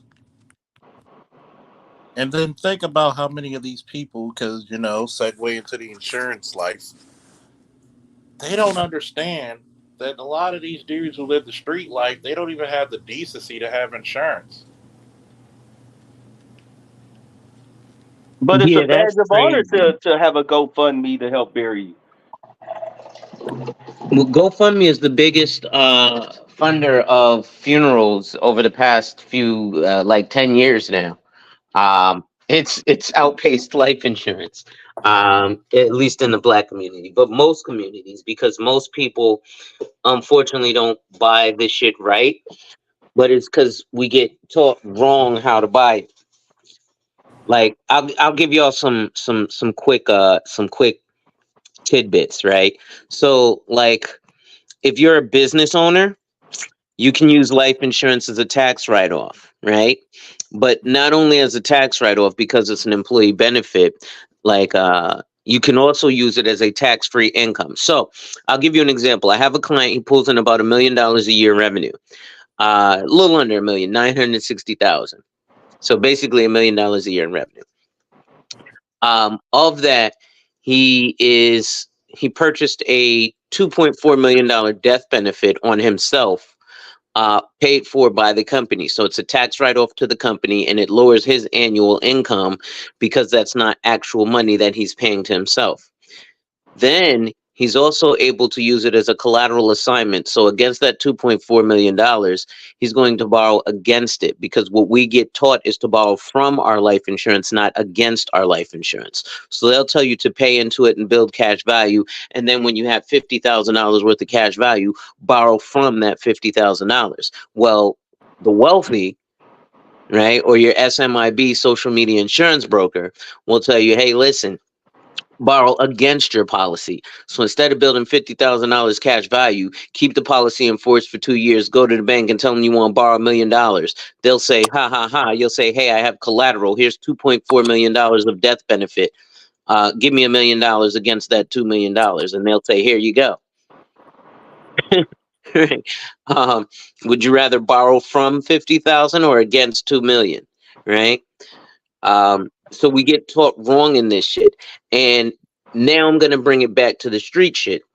So, like Brother Faulkner was saying, these brothers aren't even have the decency to have life insurance. Meanwhile, these fools will talk about they're the best cocaine salesmen. If you go to Google and put in the words Colombian cocaine cartel life insurance, you will find a New York Times article, Moscow Times article from December 10th, 2002, where 5 Colombian cocaine cartel members hid $80 million. Yes, $80 million. One more time, $80 million worth of Colombian cocaine money in life insurance policies. So the streets, El Chapo uses life insurance. Like all the hood dudes like to say, I'm the hood El Chapo. Or like Sexy Red, free my baby daddy. Well, instead of buying him a Switch, buy him some life insurance so y'all can launder the money. Wow, it's like I'm listening to what sounds like criminal activity, but it's not. And that's the funniest part about it, because when you break it down into its formidable statements, it's all common sense. And it's like, this is the reason why I tell people, why don't you get an LLC? Well, if I get an LLC, I don't know if I can afford. I said, okay. Do you know how much? Do you know how much you'll get back from education if it's training towards your business? That's all write off. You'll get back money. You'll get tremendously. Like next year, do you know how much money I'll get back from my LLC for going to like an executive protection and corporate security management school, Colorado, and paying for the hotel and the food and whatever supplies I needed? I'm like, do you know how much money you'll get more than what you spent? It's called an investment. Like people don't even understand this. Like, oh well, you got to understand that we got to do things differently. Everybody should own a business. Everybody can't fucking afford a business. Let me ask a question. going back to the life insurance policy loan, Yeah. you really don't have to. Tell me if I'm wrong. They're not. Do they expect you to pay that money back while you're alive, or do they just wait for you to die and collect? Either. So here's the cool thing. Again, that same client with the $2.4 million death benefit, when he gets retirement age, he's going to start borrowing the cash from the policy, right? Because you can't pay taxes on a loan. But he doesn't have to pay a dime back. He can use that money tax free. And then let's say the policy is $1 million and he uses $999,999. They will give his family 1 penny.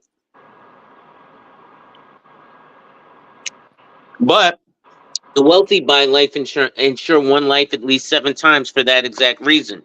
So they get a policy because life insurance, literally all you're doing is buying money, right?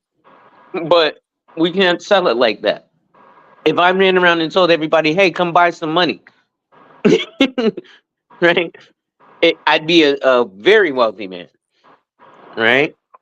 But that's literally what you're doing when you buy life insurance. See, it's taught to us as a death check because that's the number one purpose of life insurance is to have a death benefit. That, and don't let anyone tell you anything other than that. And I sell it for other purposes than just a death benefit.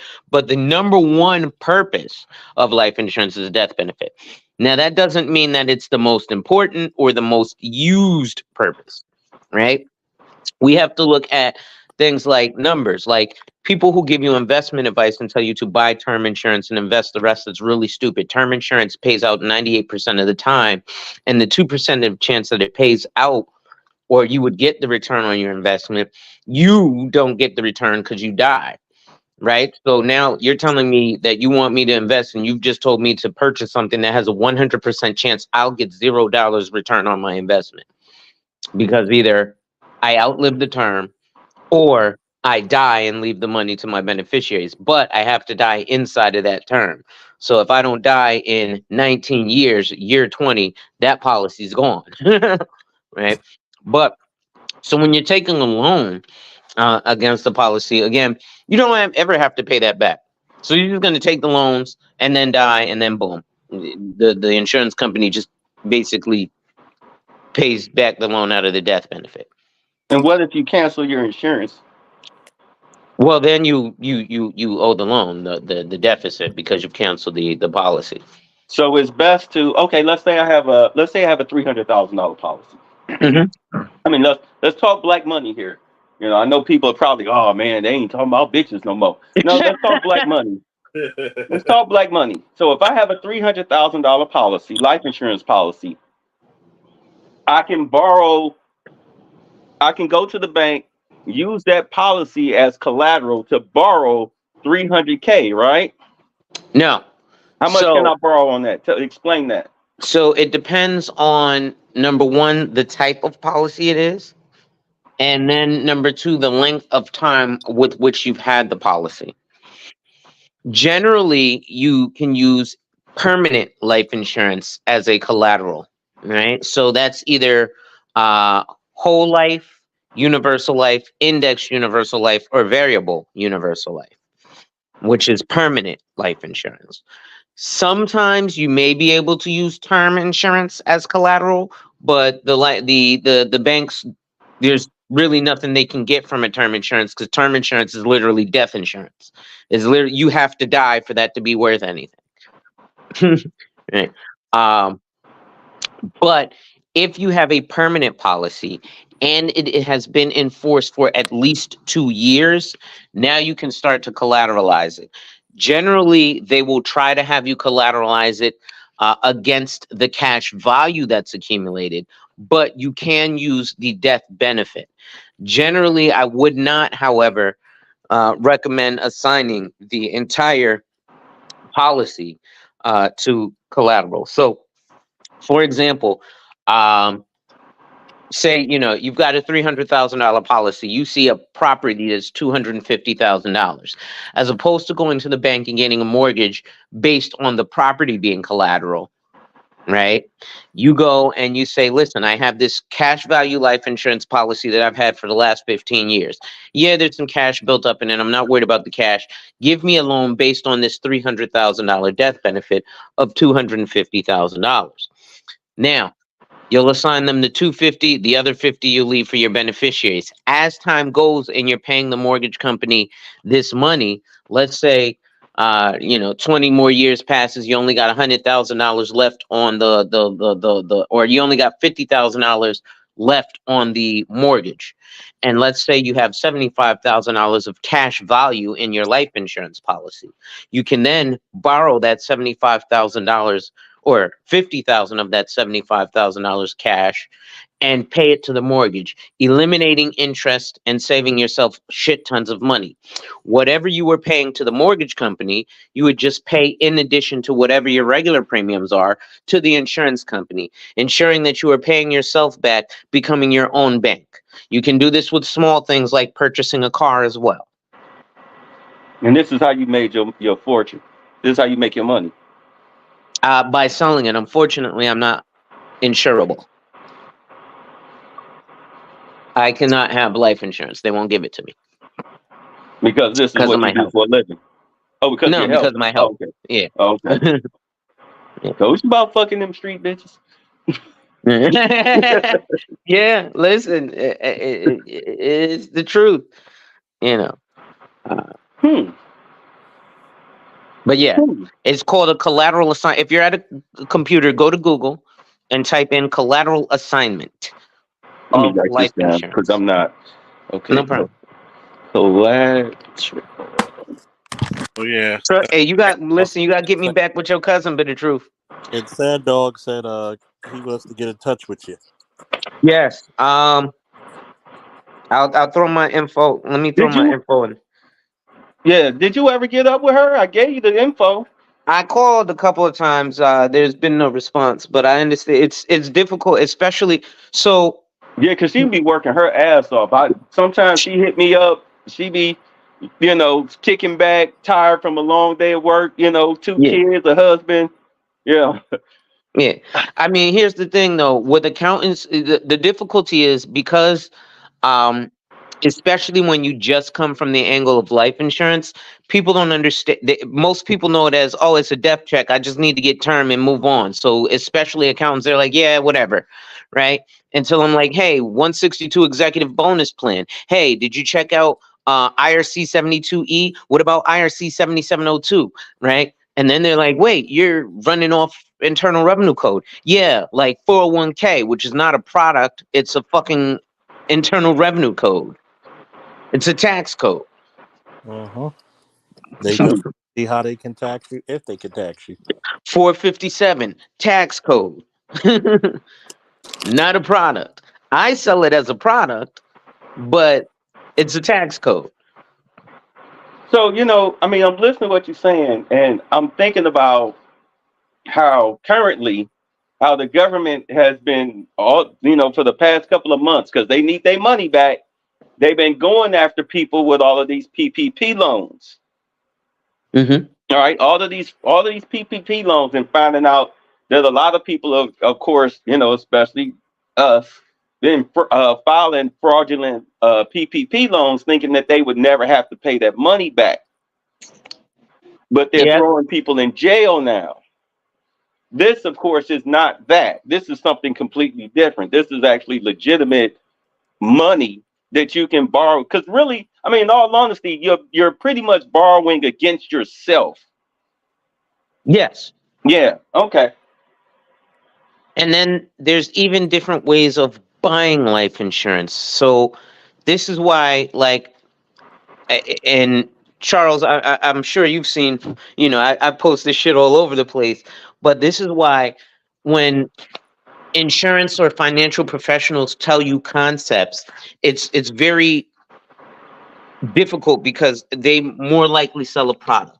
Like I said, buy term, invest the difference sounds like the dumbest fucking investment advice now when I'm like, wait, term insurance has a 98% chance that I'm not going to get a return on investment because I'm going to outlive the term. And then the 2% chance that it does pay out, I don't get a return on investment because I have to die. That doesn't sound like a good deal. Why do I want to invest with it in whatever you're saying? Because also buy term, invest the difference is saying that your investments are going to guarantee accretion. They're going to guarantee you a tax-free income that you can live off of in your senior years. They're going to guarantee also the ability for you to pass down money to your heirs tax-free. It's impossible with liquid cash to pass it down tax-free. The only thing that passes down tax-free is life insurance. Yep. So Why do you think black people are so phobic about life insurance? So we're not. We just buy it wrong. Part of the reason is because back in the days, I think up until the 70s, the insurance guy used to come collect. And then they went into this auto payment. There's actually a lot of practices that have been negative against black folks in the financial service. It's been financial redlining. Even shit like getting a mortgage. If you're black, they fill out the application in black ink. If you're not black, they fill out the application in blue ink. Those are little things that you don't notice. Who would notice? Oh, he's filling out. You just think he's got a pen. Okay, he's writing in the application, but he's writing it in black ink. That signals to the underwriters, oh, these are black people, so we have to hit them with something called the black tax. Right? And explain to them about the black tax. Okay, so it's the cost of being black in America. Your credit is automatically worse when you apply for things if you state that you're black, because they automatically give a negative credit rate. Shit, it's so real that the country's credit got rated lower whilst Barack Obama was president from Moody's. Okay, the first time in history, the country of the USA's credit went down because we had a black president. Okay, now also part of the black tax is the fact that because we don't have a certain amount of wealth, we cannot afford to get certain knowledge. Right? I've gone for decades trying to give a lot of this knowledge to my own people. That, oh, give it to us for free. Well, I've given it to us for free and we've not done anything. Now that I'm charging a fee, people, oh man, listen, man, why you got to charge a fee? Well, first of all, when I gave you the information for free, nobody listened. Secondly, I got bills to pay too. Right? I spent my 10,000 plus hours learning this stuff. But the reason I say it's dangerous is because there's a lot of agents who just push product. It's like they're selling crack and they don't understand what they're doing can hurt you. Prime example, so bitter truth. Someone might come to you and say, like I said to you about the being your own bank, right? Yeah. That doesn't just happen with a regular life insurance policy, right? Now, you can use traditional whole life insurance or indexed universal life insurance to do infinite banking. Most agents will prefer, good agents will generally prefer an indexed universal life insurance because it's more beneficial to the client. Older agents will prefer setting you up with infinite banking with traditional whole life because it's more beneficial to our pocket. But I also have to know how to set up the policy as an index universal life insurance to make it an infinite banking policy for you. I'll give you an example. I have an agent who worked under me who was on Facebook. Hey, I just sold my first infinite banking policy. In parentheses, he said IUL.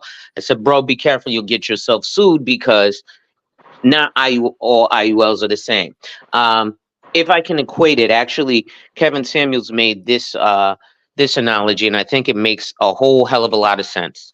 So there are a lot of agents out there who are licensed, and unfortunately, they are Kimbo Slice. Everybody remember Kimbo Slice? He used to whip everybody's ass in the backyard. Yeah. right?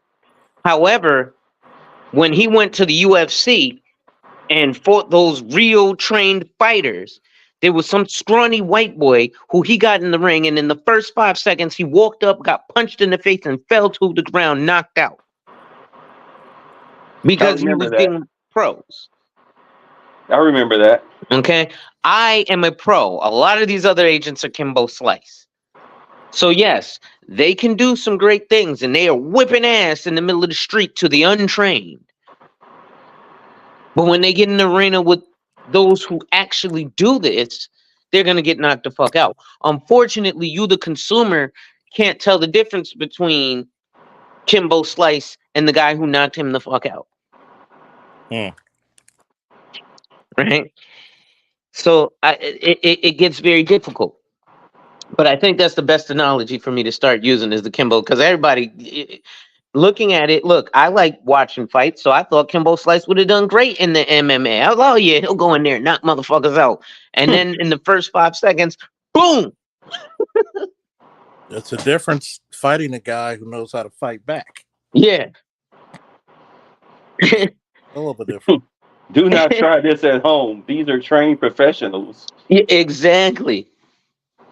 You know? Right? There's a lot of training that goes into this stuff. What happens is shit is just like shooting from the base level. Yes, I can go and get my gun permit and get my license. And like I said, now I'm interested in a Glock 48 MOS. The reason I asked that to Charles, because I know as a police officer, he obviously has to deal with guns. I also know that officers generally don't. And Sorry, go ahead. And as a firearm instructor. Oh, yes, and as a firearm instructor. So why not ask him, obviously, hey, this, that, and the third, because he's going to know, this type of the numbers and the letters I mentioned, right? If I go to Glocktavius on the street, hey, I'm looking for a Glock 48 MOS. What? Yeah, I got a Glock. I got a Glock 9. Well, what? That's the caliber. I know it's a 9mm, but do you have a Glock 17, a Glock 19, a Glock 48? Do you even know the difference? Because a Glock 19, Glock 17, and Glock 48 are damn near all the same gun. It's just the barrel length and the stack of the magazine. I like the MOS because it's an everyday carry and it's not going to print as much. Plus, I'm a smaller guy. But things like, oh, sorry, go ahead. You live in New York, right? I live in Connecticut. Connecticut? Yeah. Standard issue, 10 magazines, 4.7 inches, 18 ounces without magazine. Let me see. I mean, it's not a bad gun. I mean, I would carry extra mags, 3 to 4 extra mags if you can. Ooh, that's gonna be expensive. It's as I tell people, when you're in the gun game, how much does it cost? How much is up to the cost of your life? Yeah. What type of crime are you looking at in your area? The places you visit out there. In New Haven? Oh God, that's like you might as well say Sweet Haven. No, New Haven is so outside of Yale, New Haven actually has a pretty bad reputation. They call it gun waving New Haven. New Haven, Bridgeport, and Hartford are the big cities of Connecticut. They're also the worst cities in Connecticut. New Haven itself, there's pretty much no opportunity outside of Yale here. So the locals are, it's the dregs of society. So the teenagers just are running around killing each other rampant. Most of us move out of here unless you are like myself, who lives downtown, walking distance from Yale. So I don't see any of the hood bullshit nonsense because I'm in the ritzy area, if you will. But I just, after being a victim of gun violence, I want to carry anyway. Yeah, that's normally what it takes. And I tell people that, be smart about it. Put yourself in the winning position. If you see a situation, don't jump into it. Try to de-escalate it or get the fuck out of there. and use that weapon as a last resort. We get joined by Hey Captain Jack. Meet me down by the railroad tracks. And Yo, What's going what's on? good, man? What's good with y'all, man? Shout out to you, Charles. Bit of truth. Alonzo, what's going on, man? What's up, brother? Nothing much, man. You know what I'm saying? I've been wanting to talk to you for a minute. You know No what I'm saying? doubt. You know what I'm saying? And you know, my whole thing is this, like, so even now, I'm putting things together. I'm in between, like I said, I'm in between opportunities. And one of the things I would tell people, because I'll be open with the chat, I've made money, fucked it up, made money, fucked it up again, made money, and fucked it up again. I will keep it a buck. And you know, now I have my wife, you know what I'm saying? I have my daughter, right? My daughter is 2 years old now, right? Okay. And so, you know, I want to get the jump on, you know, preparing her for her future, right? And so Okay. even like how you guys talk, like I have in the States, I have a LLC and an S corporation. Oh, I love it. You have an S corp. Cool. So I can help you Yeah, create a tax shelter. yeah. So I have a S corp, you know, And you too, Charles. yeah, yeah. in the States, you know, say, you know, out of, you know, say out of Texas, and man, because like I said, man, because like I said again, you know, I'm licensed in Texas and Maryland, by the way. yeah, Oh, so yeah. not even just Charles, but even Rael has been preaching the word of Alonzo, and I was like, man, I gotta get up with this brother. So I'm gonna keep it a buck with you, Alonzo. So right now, like I said, I'm between opportunities. God willing, I'll get some good news here within a week or so, and then. And so I want to get with you. I'll let you know everything that I have, what's going on, and everything else. And then once I settle in, I want to come and I want to work with you, so that way I could start to, you know, build things like for my daughter, you know, help for things towards my business and all of that stuff and everything else. And one of the things that I will let brothers know, like when I entered this chat, like I told you how I fucked up money, made it again, fucked it up, made it again. Look, man. One, we all make mistakes. Not all of us are Warren Buffett. So in terms of wealth creation and for African Americans, take your ego and let it go, right? Take your ego and let it go. And when you have people like Lonzo, man, you know, you got your mistakes, you clean it up, and you learn from them. Where I'm lucky, Lonzo, is that America-wise, even here, I have a car that I finance, but America-wise, Lonzo, I'm 14 grand in debt. That's it. Oh, you're golden. Yeah, $14,000 in change of debt. That's all the debt that I have in the United States. If you wanted to add up my vehicle I have here, then I don't know, maybe you take me to like 20,000, 23 or something like that. But stateside wise, 14 grand is all I Yeah, got. you're golden. So the first thing I would recommend before even looking at anything is something that you stated about you have a juvenile child who is under the age of 13. So number one, before we even look at, you know, leaving anything or all that, the first thing you want to do is you want to set up a college savings plan. So the way that you're going to do that is you're not going to pay me or any other financial advisor to do so. Whatever state you're in, you can go to Google and look up your state run 529 college savings plan. Now, I'm not the hugest fan of a college savings plan, but I realize that with your financial plan, you need, just like a car, 4 wheels and an engine. So each product is a different wheel of a car. So that's why you can't say just have this one product or just that one product. So even though, for example, I'm a proponent of life insurance, indexed universal life insurance to be specific, that's not the only thing that I can recommend to people. Some people I have to recommend against that policy because it won't work for their situation. But Smoke, for your situation, first thing you're going to do is set up a 529 for free from the state instead of paying an advisor like myself or someone else a fee that we would charge you to set it up. Okay. Okay. Okay. Now, depending on the financial situation, if you're not able to put at least, ironically enough, $14,000 in there a year, I would probably not go with a 529. I would look for something called a Coverdale. A Coverdale is something called an education IRA. Okay. Okay. And the reason I would say a Coverdale as opposed to a 529 is because unfortunately 529 was not meant to be a savings plan. You're not supposed to fund a 529 incrementally.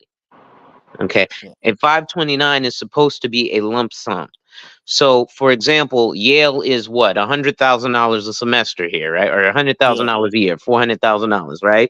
So you would say, okay, it's 2023. My son is born $400,000 away in this 529 to lock in Yale. 20 years from now, Yale is going to be $400,000 a semester instead of 100. So I'm going to pay for Yale now. $400,000. Boom. Let that sit there for 18 years. When my son's 18, he could go to Yale for $400,000. Right? Yeah. It's not supposed to be, I'm going to pay a little bit in a month. If you're going to do a little bit a month, you have something called the Coverdale. The Coverdale, I believe, is a maximum of $2,000 per year. Don't quote me Bible on that. I haven't dealt with Coverdales in some years. It's a rare product. But I believe it's a maximum of $2,000 a year. Like I said, with 529s, you can put damn near $500,000 into these things, right? Oh, man, So yeah, because that's my dream. Well, my dream right now, Lonzo, for her is Naval Academy, Carnegie Mellon, Indian Institute of Technology. okay. So yeah, you might want to look at a 529 because you're looking to fund it aggressively. Yeah, man. Like I said, man, I can't definitely because you said you're gonna put your details in the back chat. Yeah, let me do that now. Hold on. I'll definitely look it up because so even for me because and we could talk about it because for Americans, especially when you're abroad, like over here, there was a time where financial planners wouldn't even talk to me because again, Americans don't have access to the same financial instruments, that other people would have. So there are investment opportunities and all kinds of other instruments that people who are not American could take advantage of. And so my daughter being a citizen of two countries, right? So having a dual citizenship, that's the kind of stuff that I want to learn and study and not only prepare myself for, but then when she reaches a certain age, I can start to educate her as well. Oh, that's slamming. I don't know. I gotta find it. But Rael had actually sent me an article about maybe a year and a half ago that was speaking about how foreigners value American life insurance because the rest of the world doesn't do life insurance or mortgages like America. Yeah.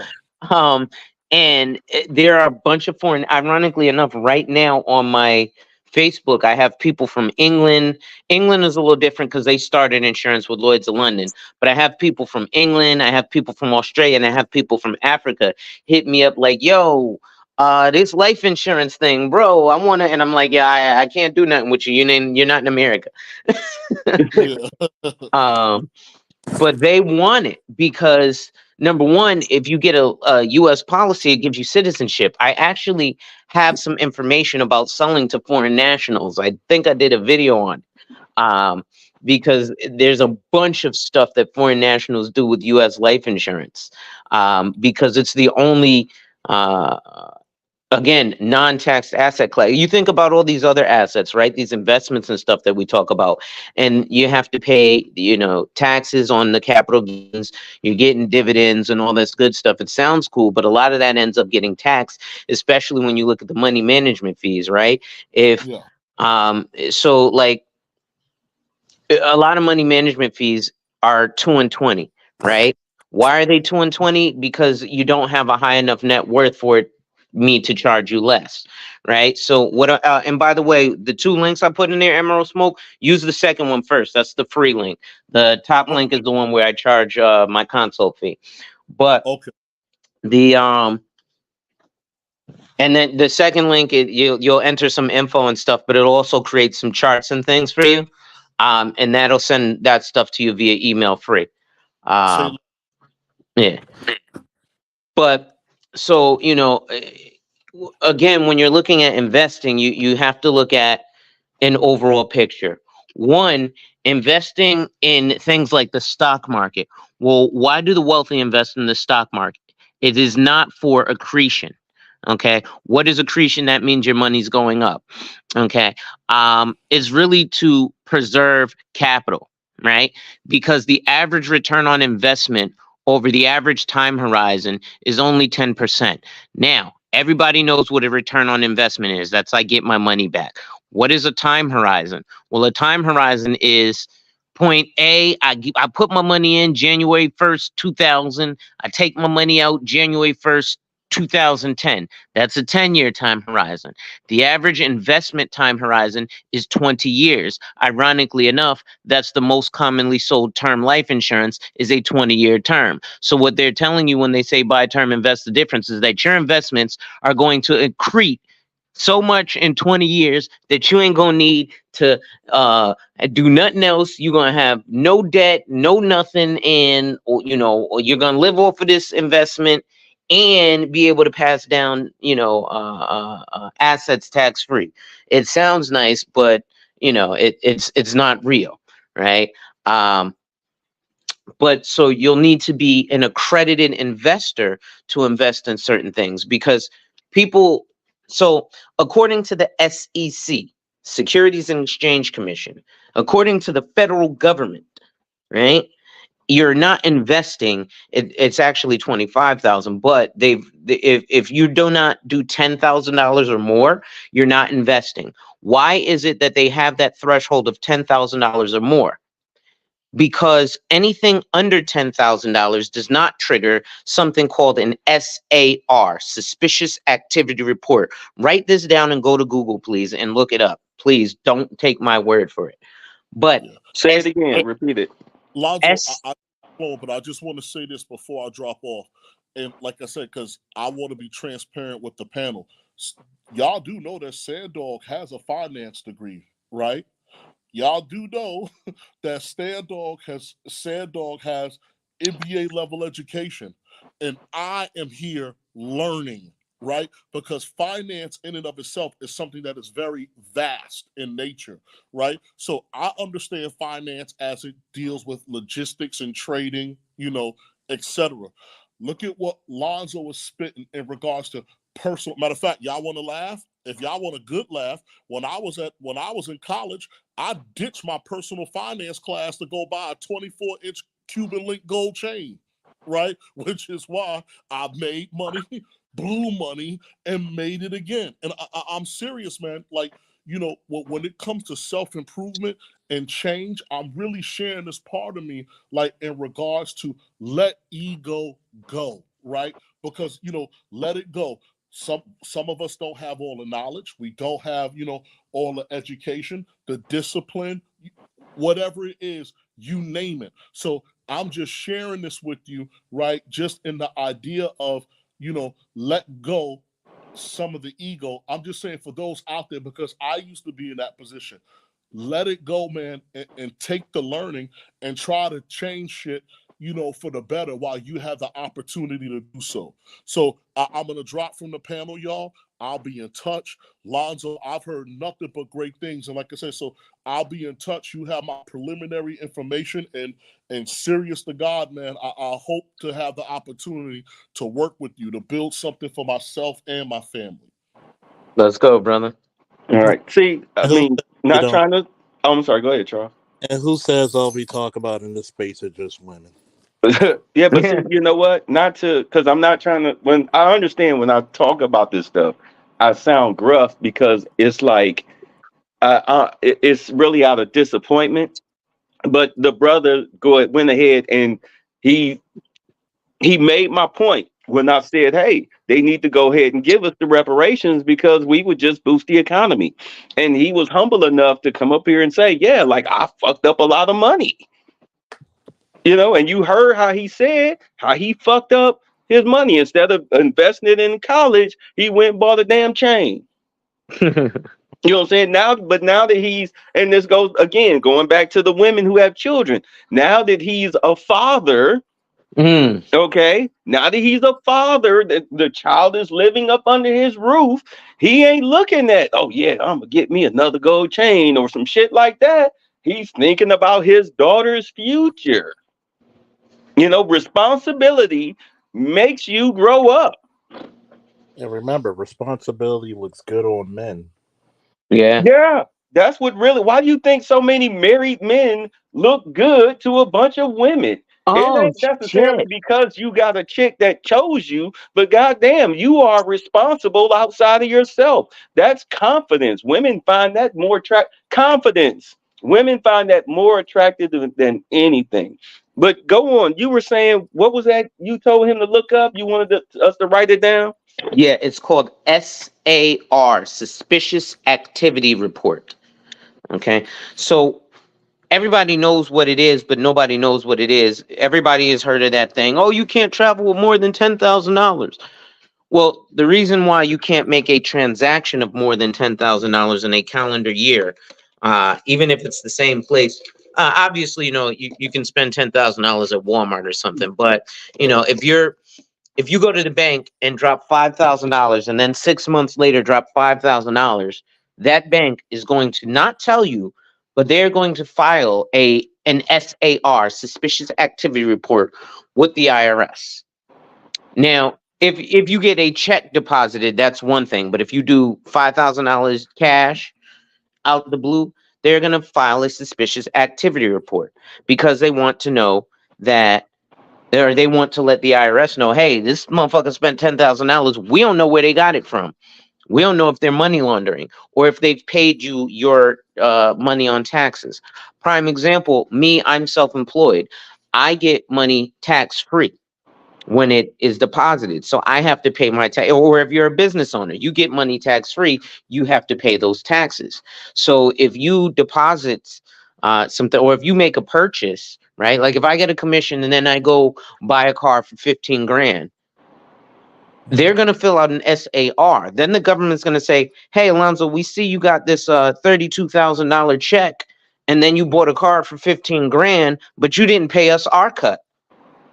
You're going to jail, sir. Or pay us our cut. Like, well, damn, why don't you ask me and send me your bill or something? Can we sit down and talk first? Oh no, you better just know to give us our cut. There's no asking. There ain't no asking the IRS. They like, oh, you made money? No. You just know to give us our cut. We don't gotta ask you. You better just know. Yeah. But that is something, and that came from the Bank Secrecy Act, and the USA Patriot Act after 9/11.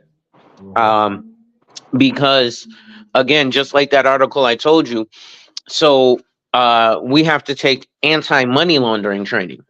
Because like I just mentioned to you, a lot of the stuff that I was saying, you were like, damn, this sounds like criminal activity.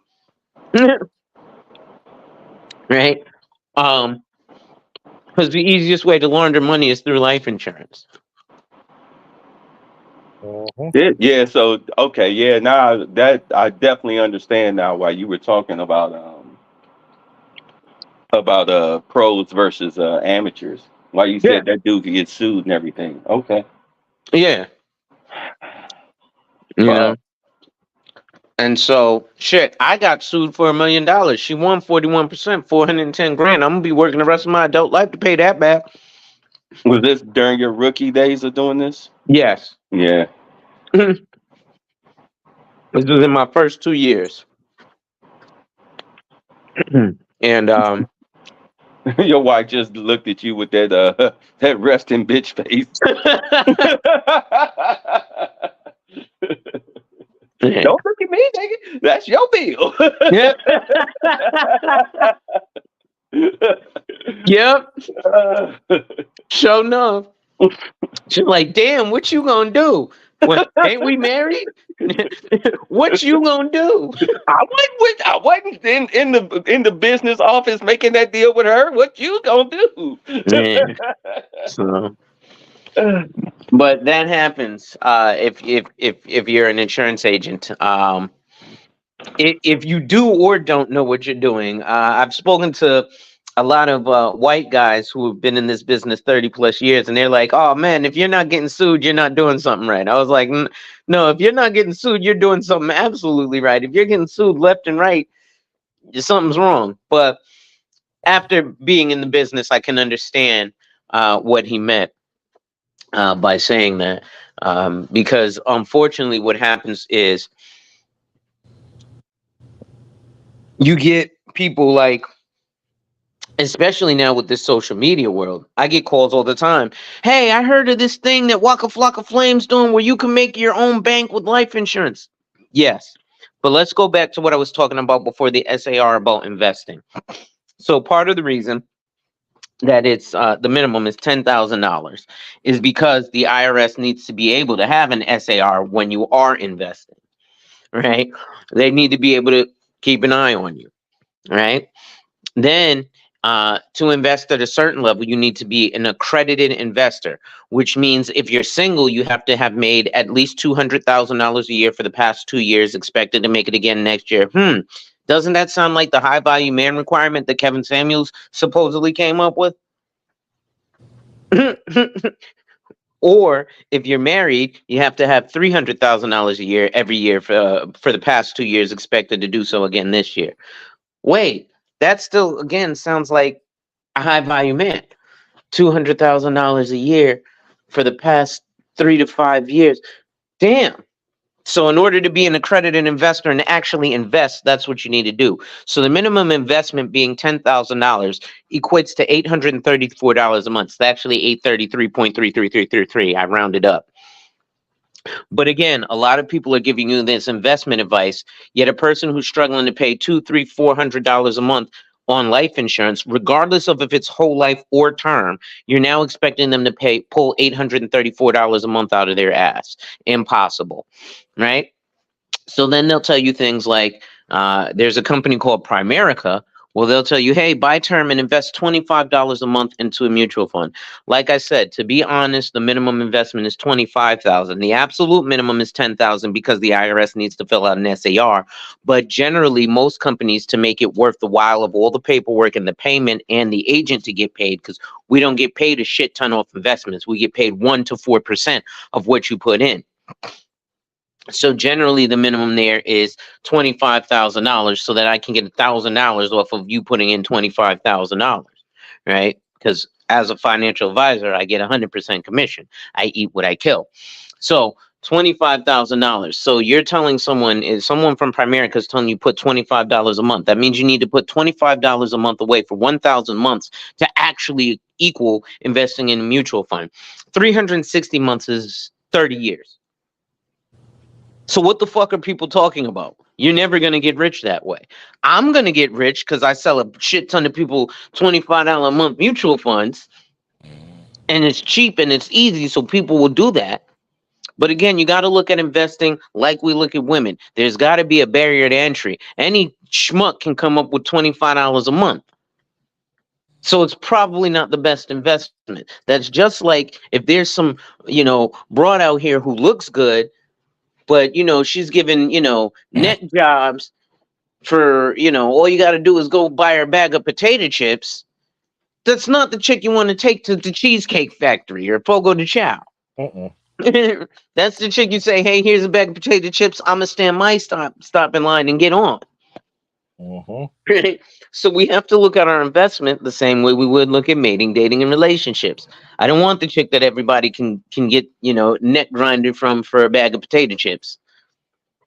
$25 a month, Primerica, Dave Ramsey. I'm going to punch up. Primerica, they don't know. Their agents just get trained by a cult. So I'm not going to punch down at them. I'm going to punch up at Dave Ramsey and Sue Zorman, who give this asinine advice. Right? But it's unfortunate, but true. But I didn't mean to hijack, man. I just had to come in and talk on Pookie and Ray Ray. But I realized we started talking about money, and the real men got interested. Oh shit, you talking about money? Hold up. That's the reason why this space, my part of the space, is about the multifaceted man. If you can't talk about various subjects with how brothers money, then guess what you're gonna be? You're gonna become stagnant. Yes, you never know. Not only during the live and the playback, how many brothers are going to be thanking you because they didn't even think about this shit. You still have my info, right? I do. All right, make sure You should have the 470 area code. If you don't, I'll put it in the back chat. I'll put my But Do so, please. just in case. all right, type this in. Yeah, man, we gotta definitely, man. I'm gonna be doing webinars and stuff too again,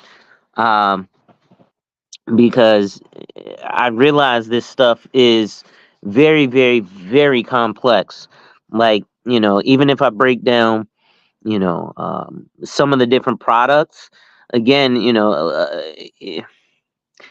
the way to manipulate the product is different, right? It's like when you look at life insurance or you look at ammo, right?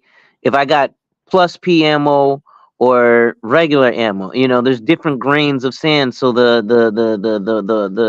velocity of the bullet is going to be different. Gotta make sure your gun can take plus P. Yeah. I'm not gonna hold you. The first gun I shot was a 40 cal. And okay, I got you both in here. Let me screenshot this. All right, cool. So the first gun I shot was a 40 cal, and I had federal shells. And man, that thing, whew. So now, as a firearm instructor, let me ask you this, Charles, right? Because I'm a small guy. I'm 150 pounds soaking wet, and I'm 5'8". Mm-hmm. Right? But and everybody keeps telling me one thing. I want your opinion. 10 millimeter. 10 millimeter it's expensive, but it's more for like if you're going out in the woods and hunting. I mean, it's gonna put a hole in. Like the purpose of a bullet is putting a hole in your ass. But if you lived out somewhere where you have large to medium game like bears and moose and shit like that, I would get it, because you never know how frequent of a bear attack you might come into. Like if you're like somewhere in the woody area where you can have a lot of wildlife, I would see getting a 10 millimeter, because you never know. You might be out jogging somewhere or walking or tending to something in your yard, and here comes a fucking bear, and you got just, you're going to shoot whatever you got. But if you want to put that motherfucker down quick and fast, 10 millimeter. But 9 millimeter, if you get with the hydro shocks or some of the improved shit they did with 9 millimeter and 40 caliber and 45, you should be okay.